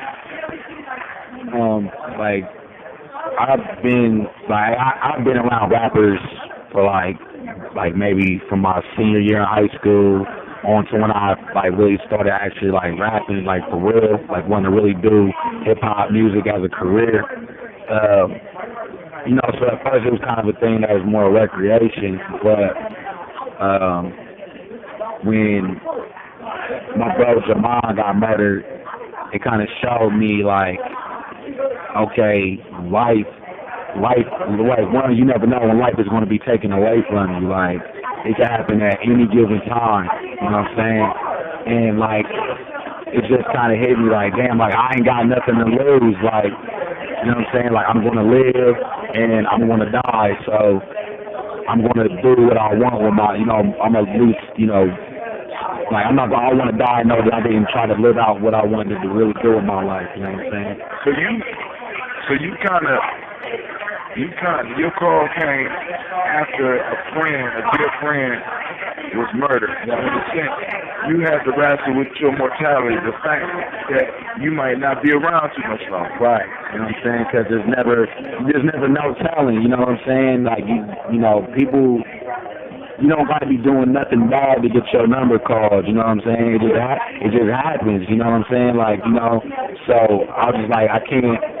And I just think about everything I had done up until that point, you know what I'm saying, and when I realized that, and I felt damn, I haven't done anything to be able to leave my mark on the world, or for somebody to say, Damari did something great, I did something great, or somebody to, you know what I mean, to associate myself, because every person has something that people associate with them, and me, I didn't have that, except that, you know what I'm saying, so I was all right, I'm going to do this, and this is what I'm going to do, that's what I've always wanted to do. I just was scared, about what people was going to say and what everybody was going to think and stuff like that. And I knew I wasn't that good, but I was you know what? I'm going to become good. I'm going to work at it, and I'm going to, you know what I'm saying? I'm going to master this. Because then, after I master the art and how to put everything together, from there, I'll be able to do everything else. You know what I'm saying? So for a while you was wrestling with this thing that we got in America where motherfuckers think that you're supposed to just be able to sit down and be able to do something quick. You have to get over that fear. Right. What were some of the things because you used the key word mastery, what were some of the processes that you put yourself through to kind of master your craft? What did you do? You know what I'm saying? The simple things I would listen to a rapper, you know what I'm saying, and not just one type of rapper, because I'm originally, like I said, I'm from New York, but I grew up in the Midwest, so we listen to everything here. So I listen to everybody, and not even trying to fight their style, but just trying to listen to how they put their stuff together and what they do. So I listen to Tupac, I listen to 50 Cent, I listen to Pimp C and Bun B from UGK, I listen to Jay-Z and Nas, and I will listen to people that actually to really, the type of music that I like to make and that I felt was me, because everybody has a type of music that they listen to that's their expression. They just not expressing it on the song, but Tim likes this type of music because that's how he is, you know what I mean? So, that's basically what I did, and, I just basically studied the game, because I was I'm not going to be able to do anything, I'm not going to be able to do anything as far as a career if I don't master at least the art first, you know what I'm saying? Right. So mastery, dude. That's one of the key pillars of geometry, dude. Mastery. We got to get out here and start mastering things. So now let me ask you this, because now you took the call but was there a few times, because every hero receives a call, but we don't always respond to it at first, because I kind of noticed the talent in you from one of the first tracks that I got, and I still got the track, and for those that want to buy it, I can sell that shit to you. But it's called The Matrix and shit, you know what I'm saying? Because I seen the spark in you before, maybe before you even realized you had the spark. Yeah, you definitely did, and like, you know, Kid Magic did as well, but I just didn't believe it, like, because it's just like when you go to school with somebody, and like, you know, you never think like, oh yeah, that person might be famous one day, or that person could be the next Michael Jordan, because you know him. So it was like, I kind of didn't think that about myself, like, well, I mean, I'm just Damari, like, ain't nobody going, you know what I'm saying, really take me seriously or listen to me, or, you know what I'm saying? So, you know, I just kind of played like, you know, I kind of mentally messed myself up for a long time, you know what I'm saying? Because like, when I finally grew some balls, you know what I'm saying, I was like, damn, I just was holding myself back this whole time for real. So you realize you was holding yourself back, which is a major man step, a major heroic step, because all heroes got to realize, everybody on the journey got to realize that it's not the obstacles that you really hold us back, it's really ourselves. So the next step is, of course, separation. So in order to get mastery, a lot of times you got to separate yourself from the bullshit around you. When did you realize that you need to separate yourself, and how did the separation take place in your life? Well, like I just started kind of weighing out some things. Like, you know how like every now and then you just have an epiphany, like you just wake up and you just come to the realization of some shit. And like, you know, one day I just, you know, like one of my bros that went to jail, and everybody was sitting around all gloomy and sad. And I just was thinking like niggas, we all went to jail. Didn't nobody ever break down like this before, like, you know what I'm saying? I'm like, that was everybody so sorry because he done went to jail. Like, he ain't going about to do life, you know what I'm saying? But, you know, I just was like, you know, but niggas was really salty. And then when I came to the realization of why they were salty, like, you know, it just kind of hit me like, damn, like, I've been around this shit. I've been putting myself in this situation and playing with my life and fucking around for so long. Like, I just like, man, I can't keep doing it, you know what I mean? Like, I was putting myself in situations that I didn't have to really be, you know what I'm saying? And, you know, and then a lot of people that I was around didn't have the same vision that I had, you know, they didn't really support me, you know what I'm saying? Things like that. I just was like, okay, why am I doing this? You know what I'm saying? If I'm going to do this, I need to have my foot all the way in this. Like, I can't be teetering back and forth, you know what I'm saying? Like, you know, because, like, one day, you know what I mean, somebody could have did some shit in the street, and I become the victim of it because I'm associated with this person, when in actuality I'm not living that life. I'm trying to do rap music. You know what I'm saying? I just didn't think that was fair to me, you know what I'm saying? So I just was like, you know, I hope nobody ever really took it personally, but it just was time for it to grow up. It was just time to grow up. That was it. Like, I got tired of it. I was like, this is what I want to do with my life. I'm going to do music. This is what I want to do. And if you're not about that same thing, then there's no reason for us to be really fucking with each other like that, to that point. You know what I'm saying? No love lost. I just got to move on with my life. I mean, I've been there and did that 1,000 times and shit, you know, and that's an important piece for everybody on this journey. So now we move to the next part, because that separation part is hard, because you have to lose yourself from what you used to be. Right. To start going to make room for what you're about to become. Right. So now we move into the mentor piece, because you see at this point in time, you get mentors, whether there is an actual person, or whether it's a book, or whether it's a certain song, or something that comes along that is like a magic moment, a good advisor or something like that. What was this for you? What came to you? Well, I mean, for me, it just was like, you know, me and my mom had actually tried to start working on having a relationship together. You know, so you taught me a lot of things as well, though, you know what I'm saying? So it's like I took a lot of stuff that you had taught me, you know what I'm saying? And like, you know, my mom, you know, me one day, like, you know, we never really got along, you know what I'm saying? I spent a lot of time not being around her throughout my childhood. I really didn't know her. She really didn't know me. for real. Like, she knew me because I was her son, but we didn't really know each other as people. So, you know what I'm saying, we was getting to know each other, and, you know what I'm saying, this was like, you know, she just was like, you know, I just want you to be happy, and, you know, I just want you to do what you think you should do. Like, don't, you know, I got your back no matter what we go through, no matter if we don't talk or whatever. Just know you do got somebody that believes in you, you know what I'm saying? She just told me, like, shoot for the stars, you know what I mean? Because we only get to live one time, you know what I mean? After that, you know what I mean? It is what it is. So I just was like, I'm going to go out here and I'm going to live my dream, you know what I mean? Just, you know, I had another baby on the way. You know what I'm saying? There's a lot of things that just kind of just putting a battery in my back. And I just was like, I didn't want to waste a lot of things that you have taught me, you know what I'm saying? And just, I don't feel like I could use them at a job. You know what I'm saying? I can't use those tools at Wendy's. You know what I'm saying? It's not going to do nothing. So I just was like, I feel like I went through this whole thing for a reason. So that was like my motivation of like, all right, I'm going to put something out now. You know what I mean? Cool. All right, so now we move past the mentor. Now we move to the initiation phase. This is where we start getting initiated in our class. Mastery, we move towards mastery and separate ourselves. We got our mentor, we got our motivation to move forward. And now initiation is the rough part, the hard part, where we are, in a sense, broken down so that we can grow into what we're going to be.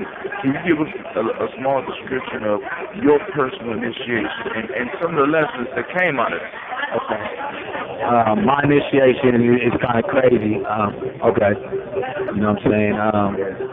What had happened was I had lost my job, and like around the same time that I put out the CD, like, you know, I just put out maybe about 2 weeks before, and I was like, you know, and then I got laid off. So I was like, damn, you know what I mean? Like, and I've been saying to God, like, this whole time, like, I wish I could just live off my music. I wish I could just live off my music. And then one day, like, I just got my wish, you know what I'm saying? So, like, it was crazy, you know, so I had to get out there and sell my music and everything like that, you know what I mean? And it just caught me super off guard for real. Like, but I had to get out here and really take care of my business, you know what I mean? And, you know, it was like one of the hardest things I ever did, for real. You know what I mean? So, like, yeah, but like, I got here out of, like, selling CDs and stuff like that, and it just, you know, it was hard. And like showing up to shows and stuff like that, and, you know, people don't know who you are. And I dress crazy, so they're looking at how I was, you know, I was dressed, I look different than everybody, and my music was different. So I just had to really earn my peers' respect, because, like, in any field, you get the furthest, you know, the person that gets the furthest gets respect from their peers, as well as, you know, the regular people. So that was just basically my thing. One of the major things that I want to give you big ups for was that you had the courage to be different. You know what I'm saying? Because a lot of MCs, they all sound like they came off the same assembly line. Like, you know what I'm saying? And your style and shit was different. Your dress was different. Your attitude was different and shit. And I want to give you props for that. And that part of the initiation, because you came out, you came out, you didn't come out another 56, you didn't come out another Jay-Z, you came out Damari, modern day hippie, Damari, Midwest fighter, and you constantly recreate yourself. What is it about recreating yourself that's so attractive to you? Because I done seen the progression, I done seen the changes in your style. What is it that's so appealing or so important to you about constantly changing like that? Why is that something important to you? Like, I was like at the point where I was finding myself, you know what I'm saying, through a lot of things, and I had to, you know, like, you know, during the process of finding myself, you know what I'm saying, I went through a lot of things. I was just trying out certain different things, you know what I'm saying? So I was trying this to see if this worked for me, and trying that, trying this, and then one day, you know what I'm saying, like, you know, I stumbled upon me, like, okay, well, I should just be myself. You know what I'm saying? Like, maybe because, like, you know, I can't talk about, you know, can't nobody tell me about what I went through better than I can. You know what I'm saying? or tell anybody my story better than I can. You feel me? So, you know what I'm saying? I just like, you know, I think like that's a part of hip hop that's missing is people not being scared to be personal. You know what I'm saying? I think everybody's trying to keep us like this wall of I'm tough or I got money or, you know what I'm saying, I got this or I got that. Like, you know what I'm saying, everybody's building a wall. All the artists are building a wall in front of their fans. And like me, I'm trying to do the title. Obviously, I want you to get to know me and, you know, see why I do what I do and things like that. You know what I'm saying? Like, you got to mess around and be headed down the path to have another kid that grew up like I did. I could be the person that, and you can hear some shit and be like, damn, like, I do that. You know what I'm saying? Or, you know what I mean? Like, you know, so that's basically what it was. Like, I mean, I look at it because, like, music defines society, you know what I mean? So, you know, that's what everybody's doing right now, and I'm just trying to be different and, you know what I'm saying, just, you know, tell people, like, you know, be who you are. Like, don't kill yourself trying to be like this person or do what this person did, you know what I'm saying? Live your life, do what you want to do, because everybody got different journeys and paths, you know what I mean? Right. Now, and one of the things that I want to stress to you is that in this new market that we were just talking about earlier, on the first part that was live before we had to go to the podcast because we couldn't get a Wi-Fi signal. And, you know, T-Mobile, I'm kind of pissed off. I'm paying all this money. I need to be able to get Wi-Fi where the fuck I am. But, you know, let me say this. The people that stand out, the market right now is open, wide open for people that stand out. So always remember that. Always hug on to that. That might be one of the key pieces that I think you might have picked up in your personal initiation, because we never stop with our initiation. We make it towards one level, and when we think we done, some other shit hit us, and it's time to do some other shit. You know what I'm saying? So now we made it to the initiation phase, and we on the final phase now. You didn't die. You gave birth to yourself. You're willing to die again, and you rebirth yourself. And your music reflect that. And you mentioned something about the artist shape and mold society. I call artists the vanguard of the revolution. Artists the vanguard of change, because what the artist see and what the artist rubber pop builds the reality for everything. And I want to make sure that people understand that there's a distinct difference between hip hop and rap.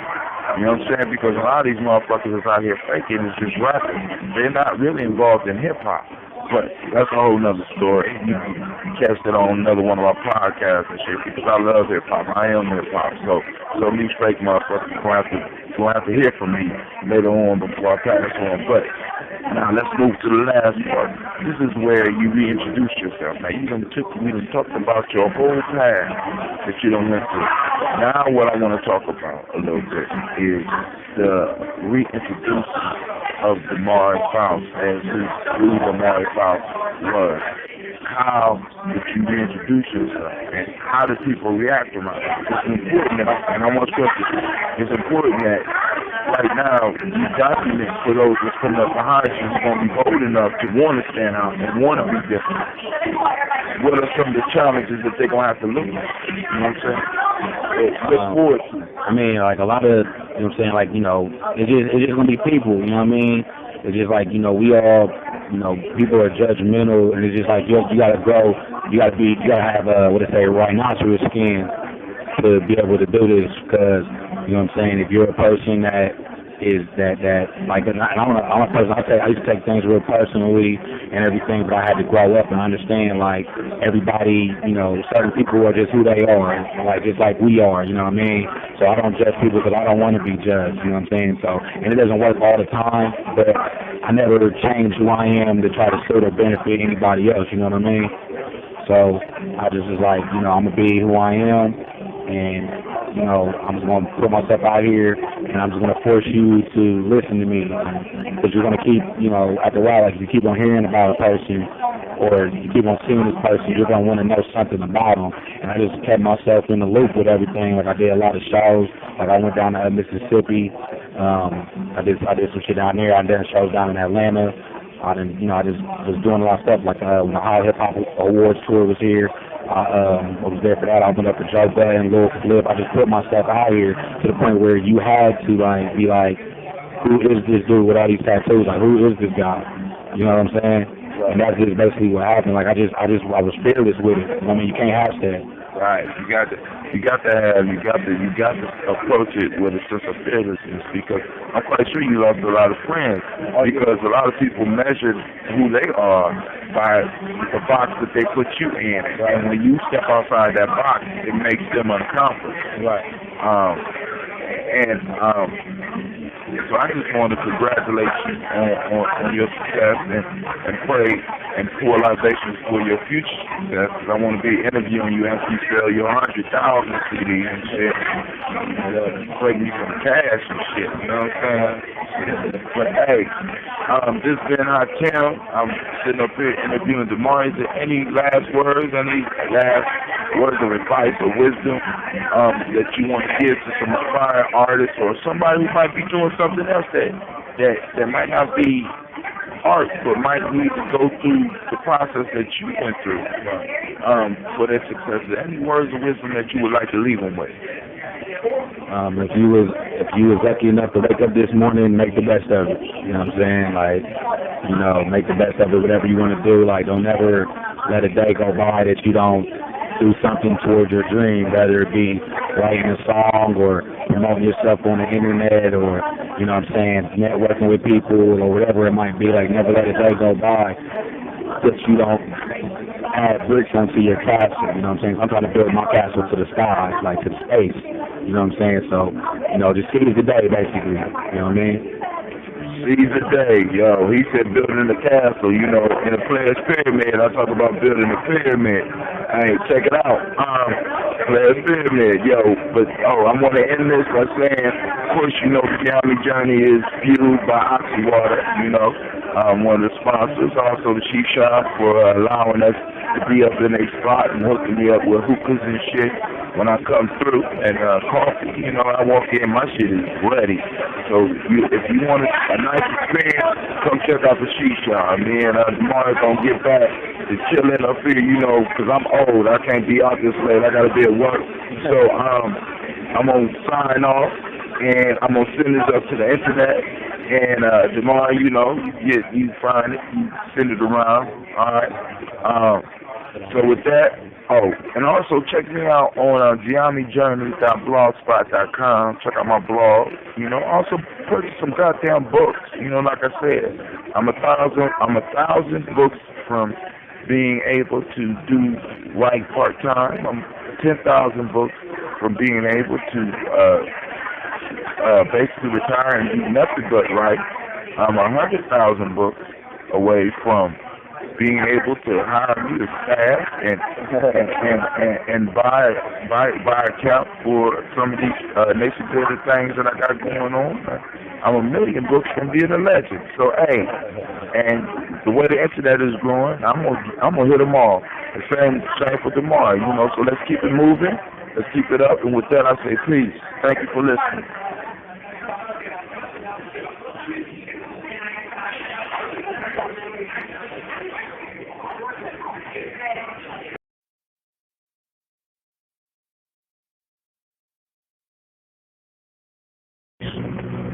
This is Brother Tim. I'm on Gianni Journey today. First off, once again, all my broadcasts are powered by Oxy Water. I really want to thank all those that have been listening, a few of you that have been listening. And today, while I'm on the Player's Pyramid, which is one of my books, you can find it on CreateSpace.com. It's available on Amazon. It's available at Barnes & Nobles as well. Just look up Player's Pyramid. And one of the questions that often come to me is, how did you develop the process? How do we know that this works? Well, the process comes from my experiences in college. I mean, this is how old this is. I sat on this concept for a long time because of my personal fear. I talk about a lot of times, you know, some of us are excellent coaches but horrible players. You know what I'm saying? And I happen to be one of those. I'm not afraid to admit that. I'm not to admit that I'm a much better coach sometimes than I am a player. But I'm still in the game.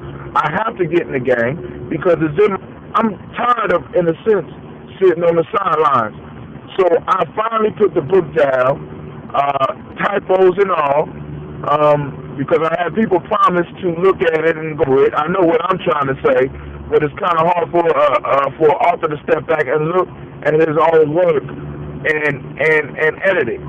So I had the book for years editing, so it's how it is. So I guess the way it's written shows me who's really paying attention, because those people who really are reading it, regardless, but they will slide me an email and say, hey, on this certain page here, you wrote this, maybe you meant this, and that will cause a conversation. So really, I guess it's a tool to kind of help to see who really paying attention to what's being taught.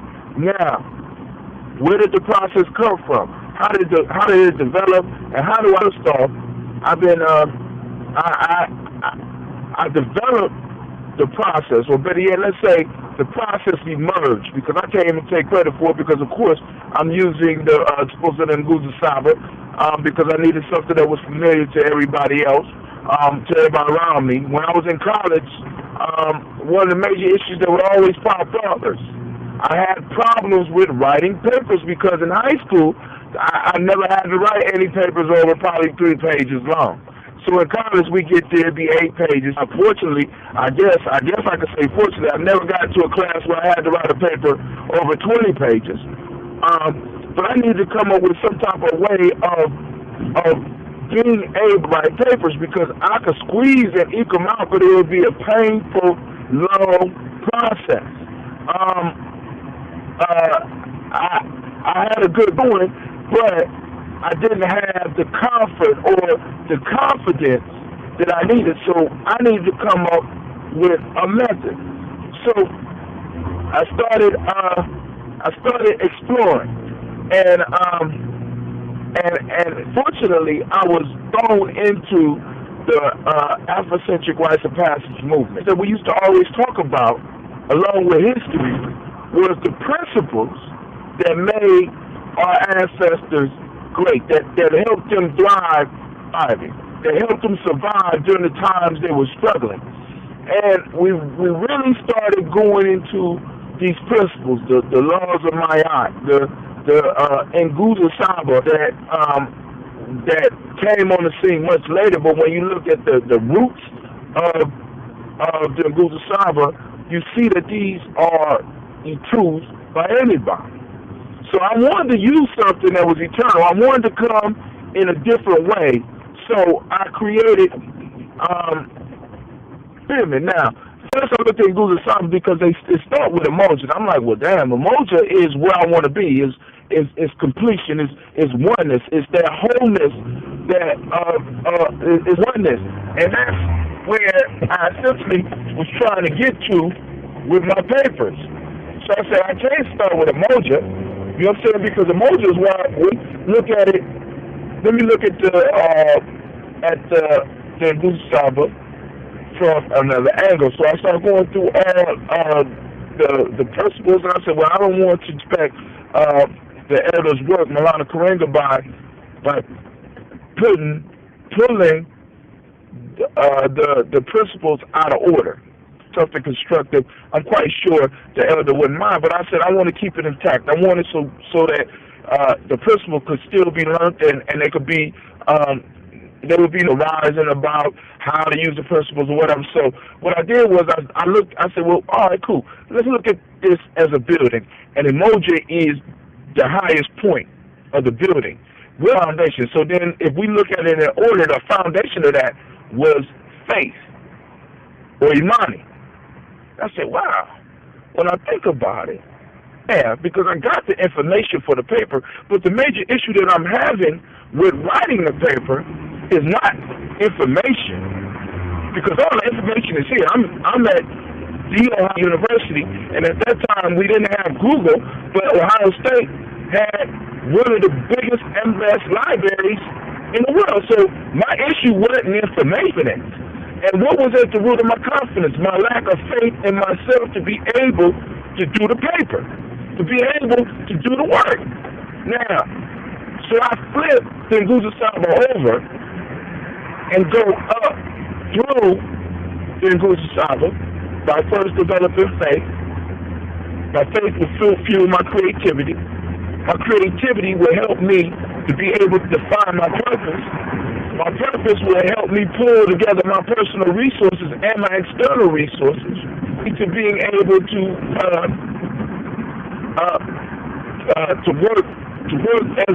work my whole being together and work collectively to paper.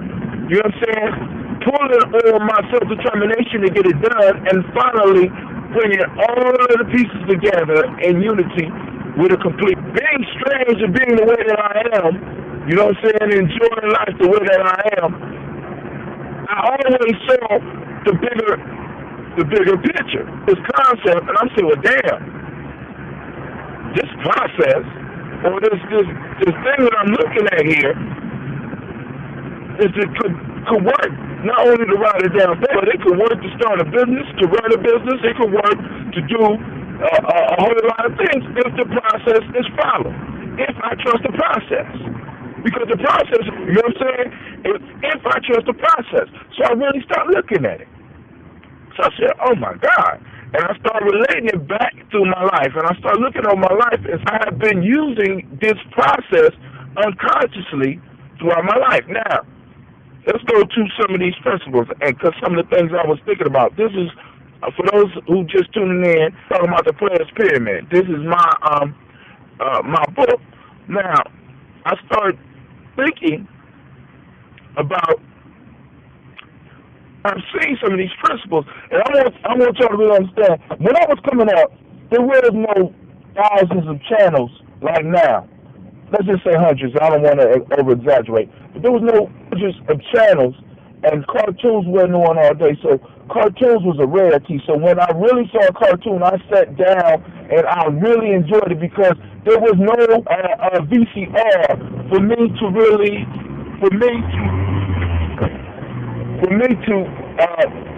rewatch the show when I was little. I really had to get out of the cartoon what was there at the beginning. Same, now with comic books was a little bit different. It was a little bit more work, but I could read through.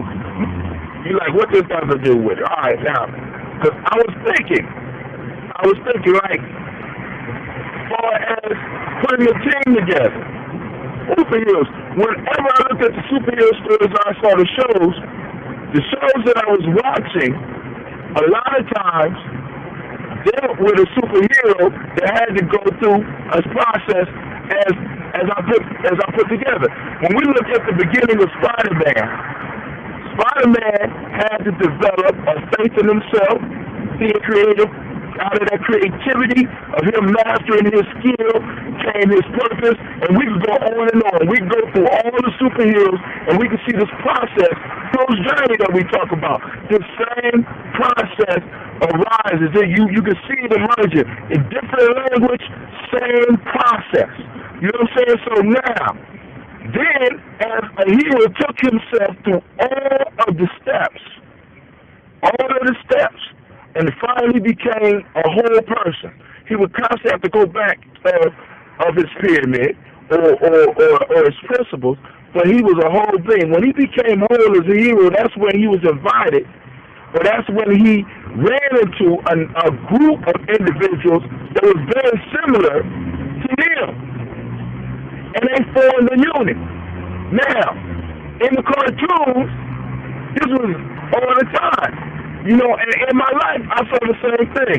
Whether we're talking about football, whether we're talking about, because a certain team was a group of individuals in the game that came together and played. And I was fortunate enough to play on championship teams, even though I sat on the bench the majority of the time. Well, I mean, that's a whole nother story, you know. But I have to see how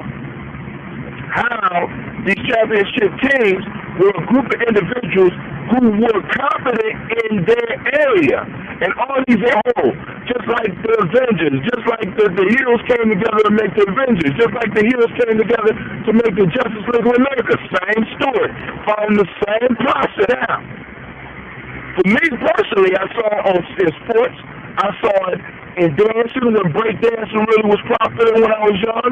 You have individuals who would specialize at different moves. You had that one person that would master the popping. You had that one person that mastered the upright. You had that one person that mastered the suicide. You had that one person that mastered the moves.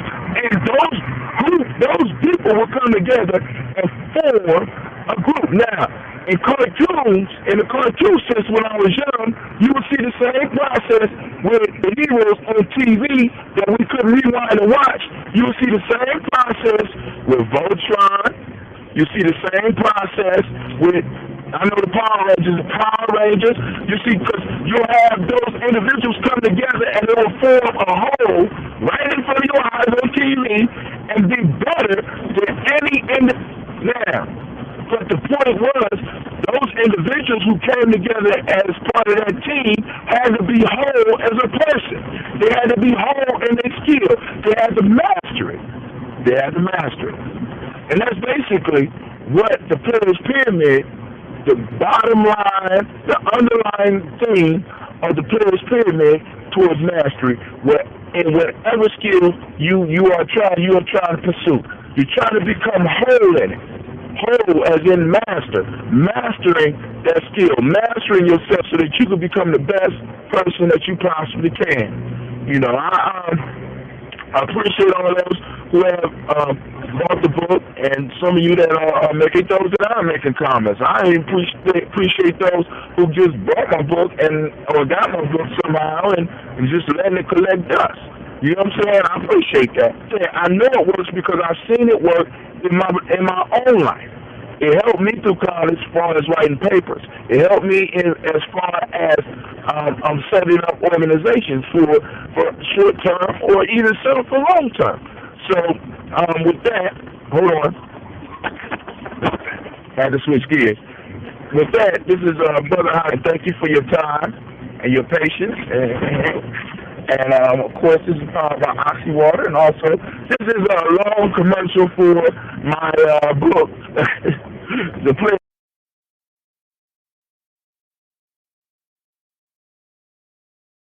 Peace.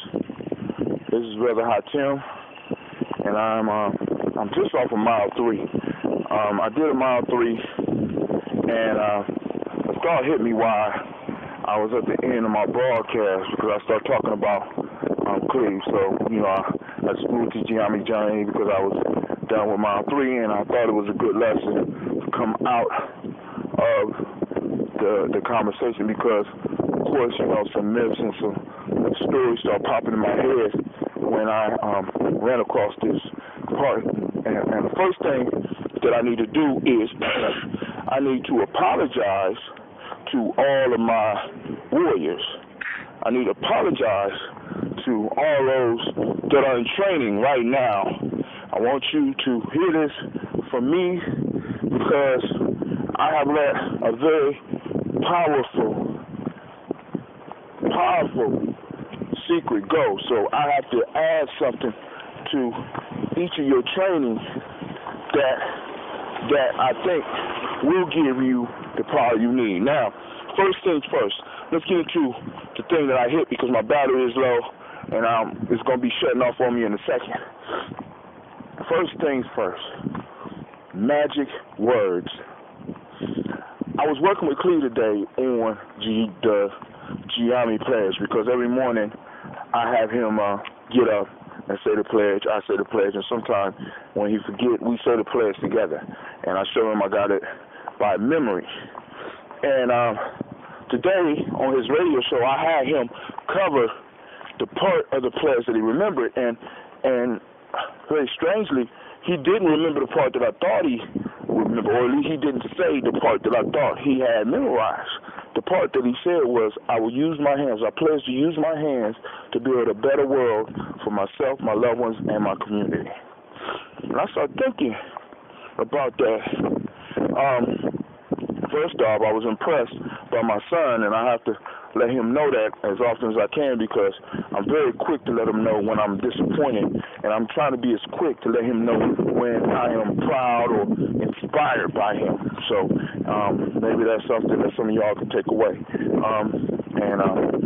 And as men, we need to remind ourselves about that, because right now in this world they just got us dispensing discipline, or that's the role we're supposed to play, but that's not the only role that we need to be playing as men. We also need to be nurturers, and we need to nurture the behaviors or promote or whatever you want to call.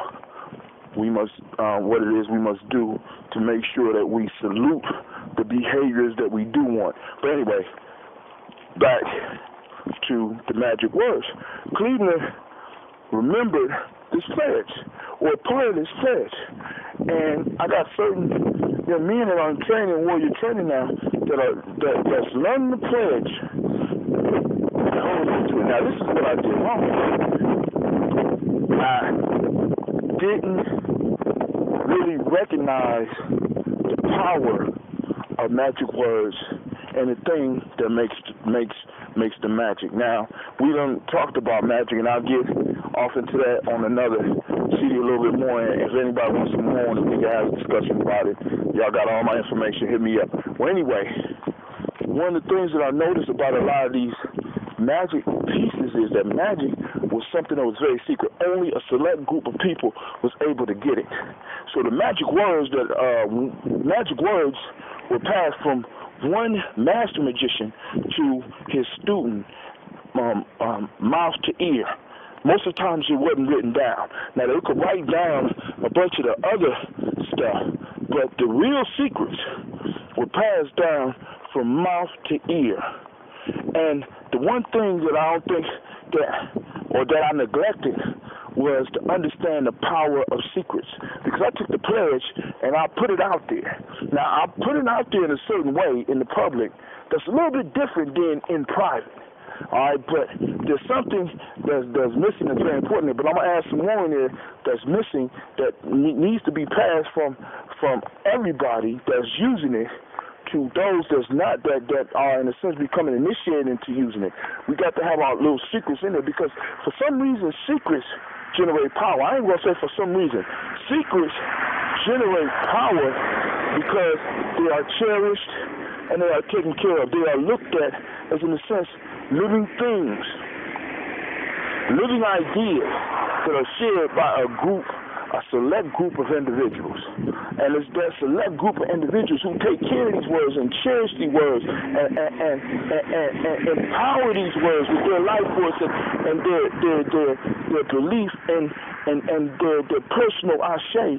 They power these words up, and these words are able to make magic. Now, what started coming to my mind immediately was that at one point in time in my studies, I found out that ancient Egypt's name, or what we call ancient Egypt, wasn't even the name that the people called it. They called it Kemet.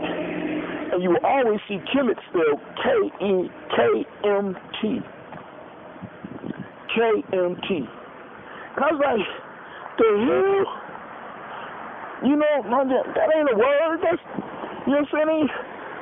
You know, and then as I started getting to my so-called spiritual studies, I started looking, and I would see the name of God would be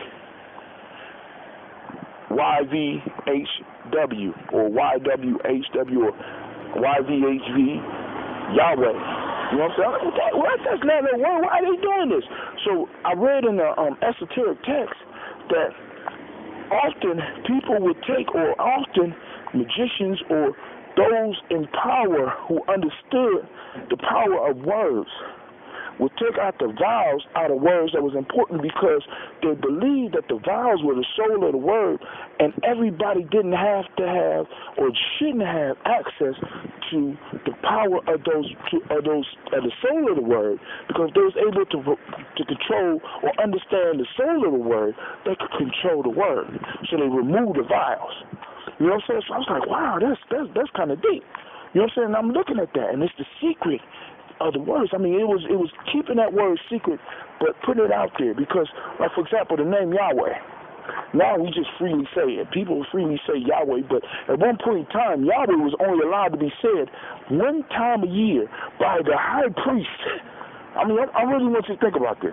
You got this word for this thing that you worship, that could own the name of it can only be spoken by the high priest of your nation once a year, right?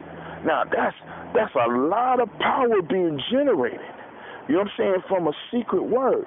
So I'm like, wow, I'm kind of robbing my young brothers of some of the power that these words that they speak as far as this pledge. I'm kind of robbing them by making it public for everybody to get. But I honestly believe that what we got can work for everybody. But I think each individual need to add something private to their pledge. And if they can't do it, some of us that are in the know need to help them add some private things that they create themselves or that you pass on to them to kind of give what they're saying, right? To give it power. Because these words, man, I mean, we just freely speak them out now, but all these words, in a sense, are living things, and we already spoke about the power of memes and ideas and how these words inspire ideas, and if they inspire ideas, they're, in a sense, living things. The ideas are living things. So when you speak these words, when you speak the GNJ pledge, or you speak the prayer that Jesus left for his followers, or you're speaking ideas that are alive, that if truly adhered to and truly understood and truly nurtured, are able to help make changes in your life. Now, my battery is about to go dead, so I'm going to go and finish this out and just say, all we need to remember the power of keeping something secret, keeping it sacred. And then we also need to be able to have those things and make them usable in our lives. You know what I'm saying? So when we give our students or our kids something to remember or something to say, we need to also challenge them to come up with something very personal and private for themselves that they need to say on a daily basis along with what we give them. So I'm going to add that to all my warriors' peace. For all my warriors who are going through the process, I'm going to add that to them. They're going to create that. So with that, I say peace. This is Brother Hatim, and thank you. About emergence. Emergence isn't about luck. Emergence is about people or things applying little cycles, little systems. So the melanin embedded in our skin is a gift. Oh my gosh, when I say too black, you say too strong. Too black? Too strong? Yeah.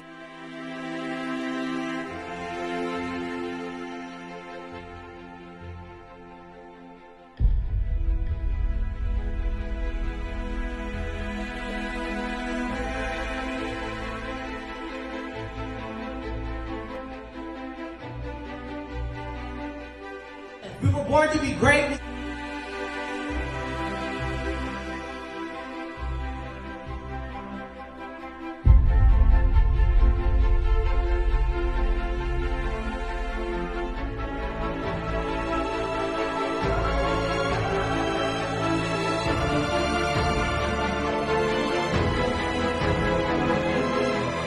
Oh my gosh, when I say too black, you say too strong. Too black?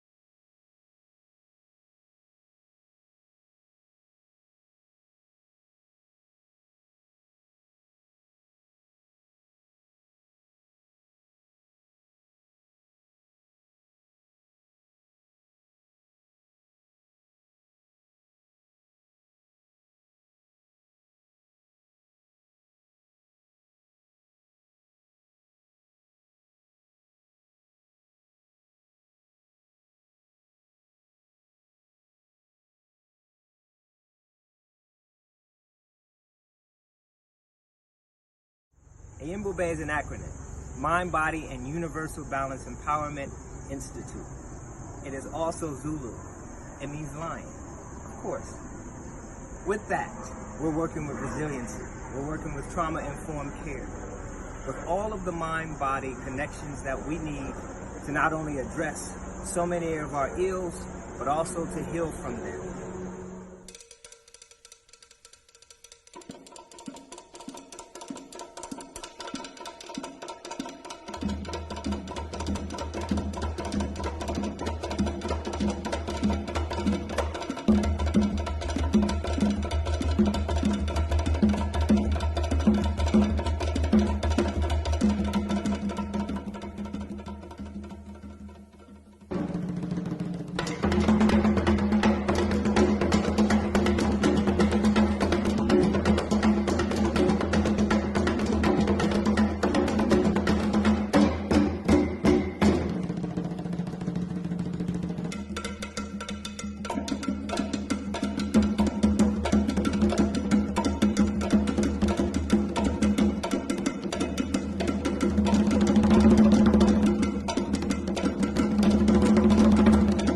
There's no one giant step that does it. It's a lot of little steps. Author unknown. How do you regulate? Yoga, meditation, and Bube. Mind, body, universal balance, empowerment. We're waiting for you. How do you regulate?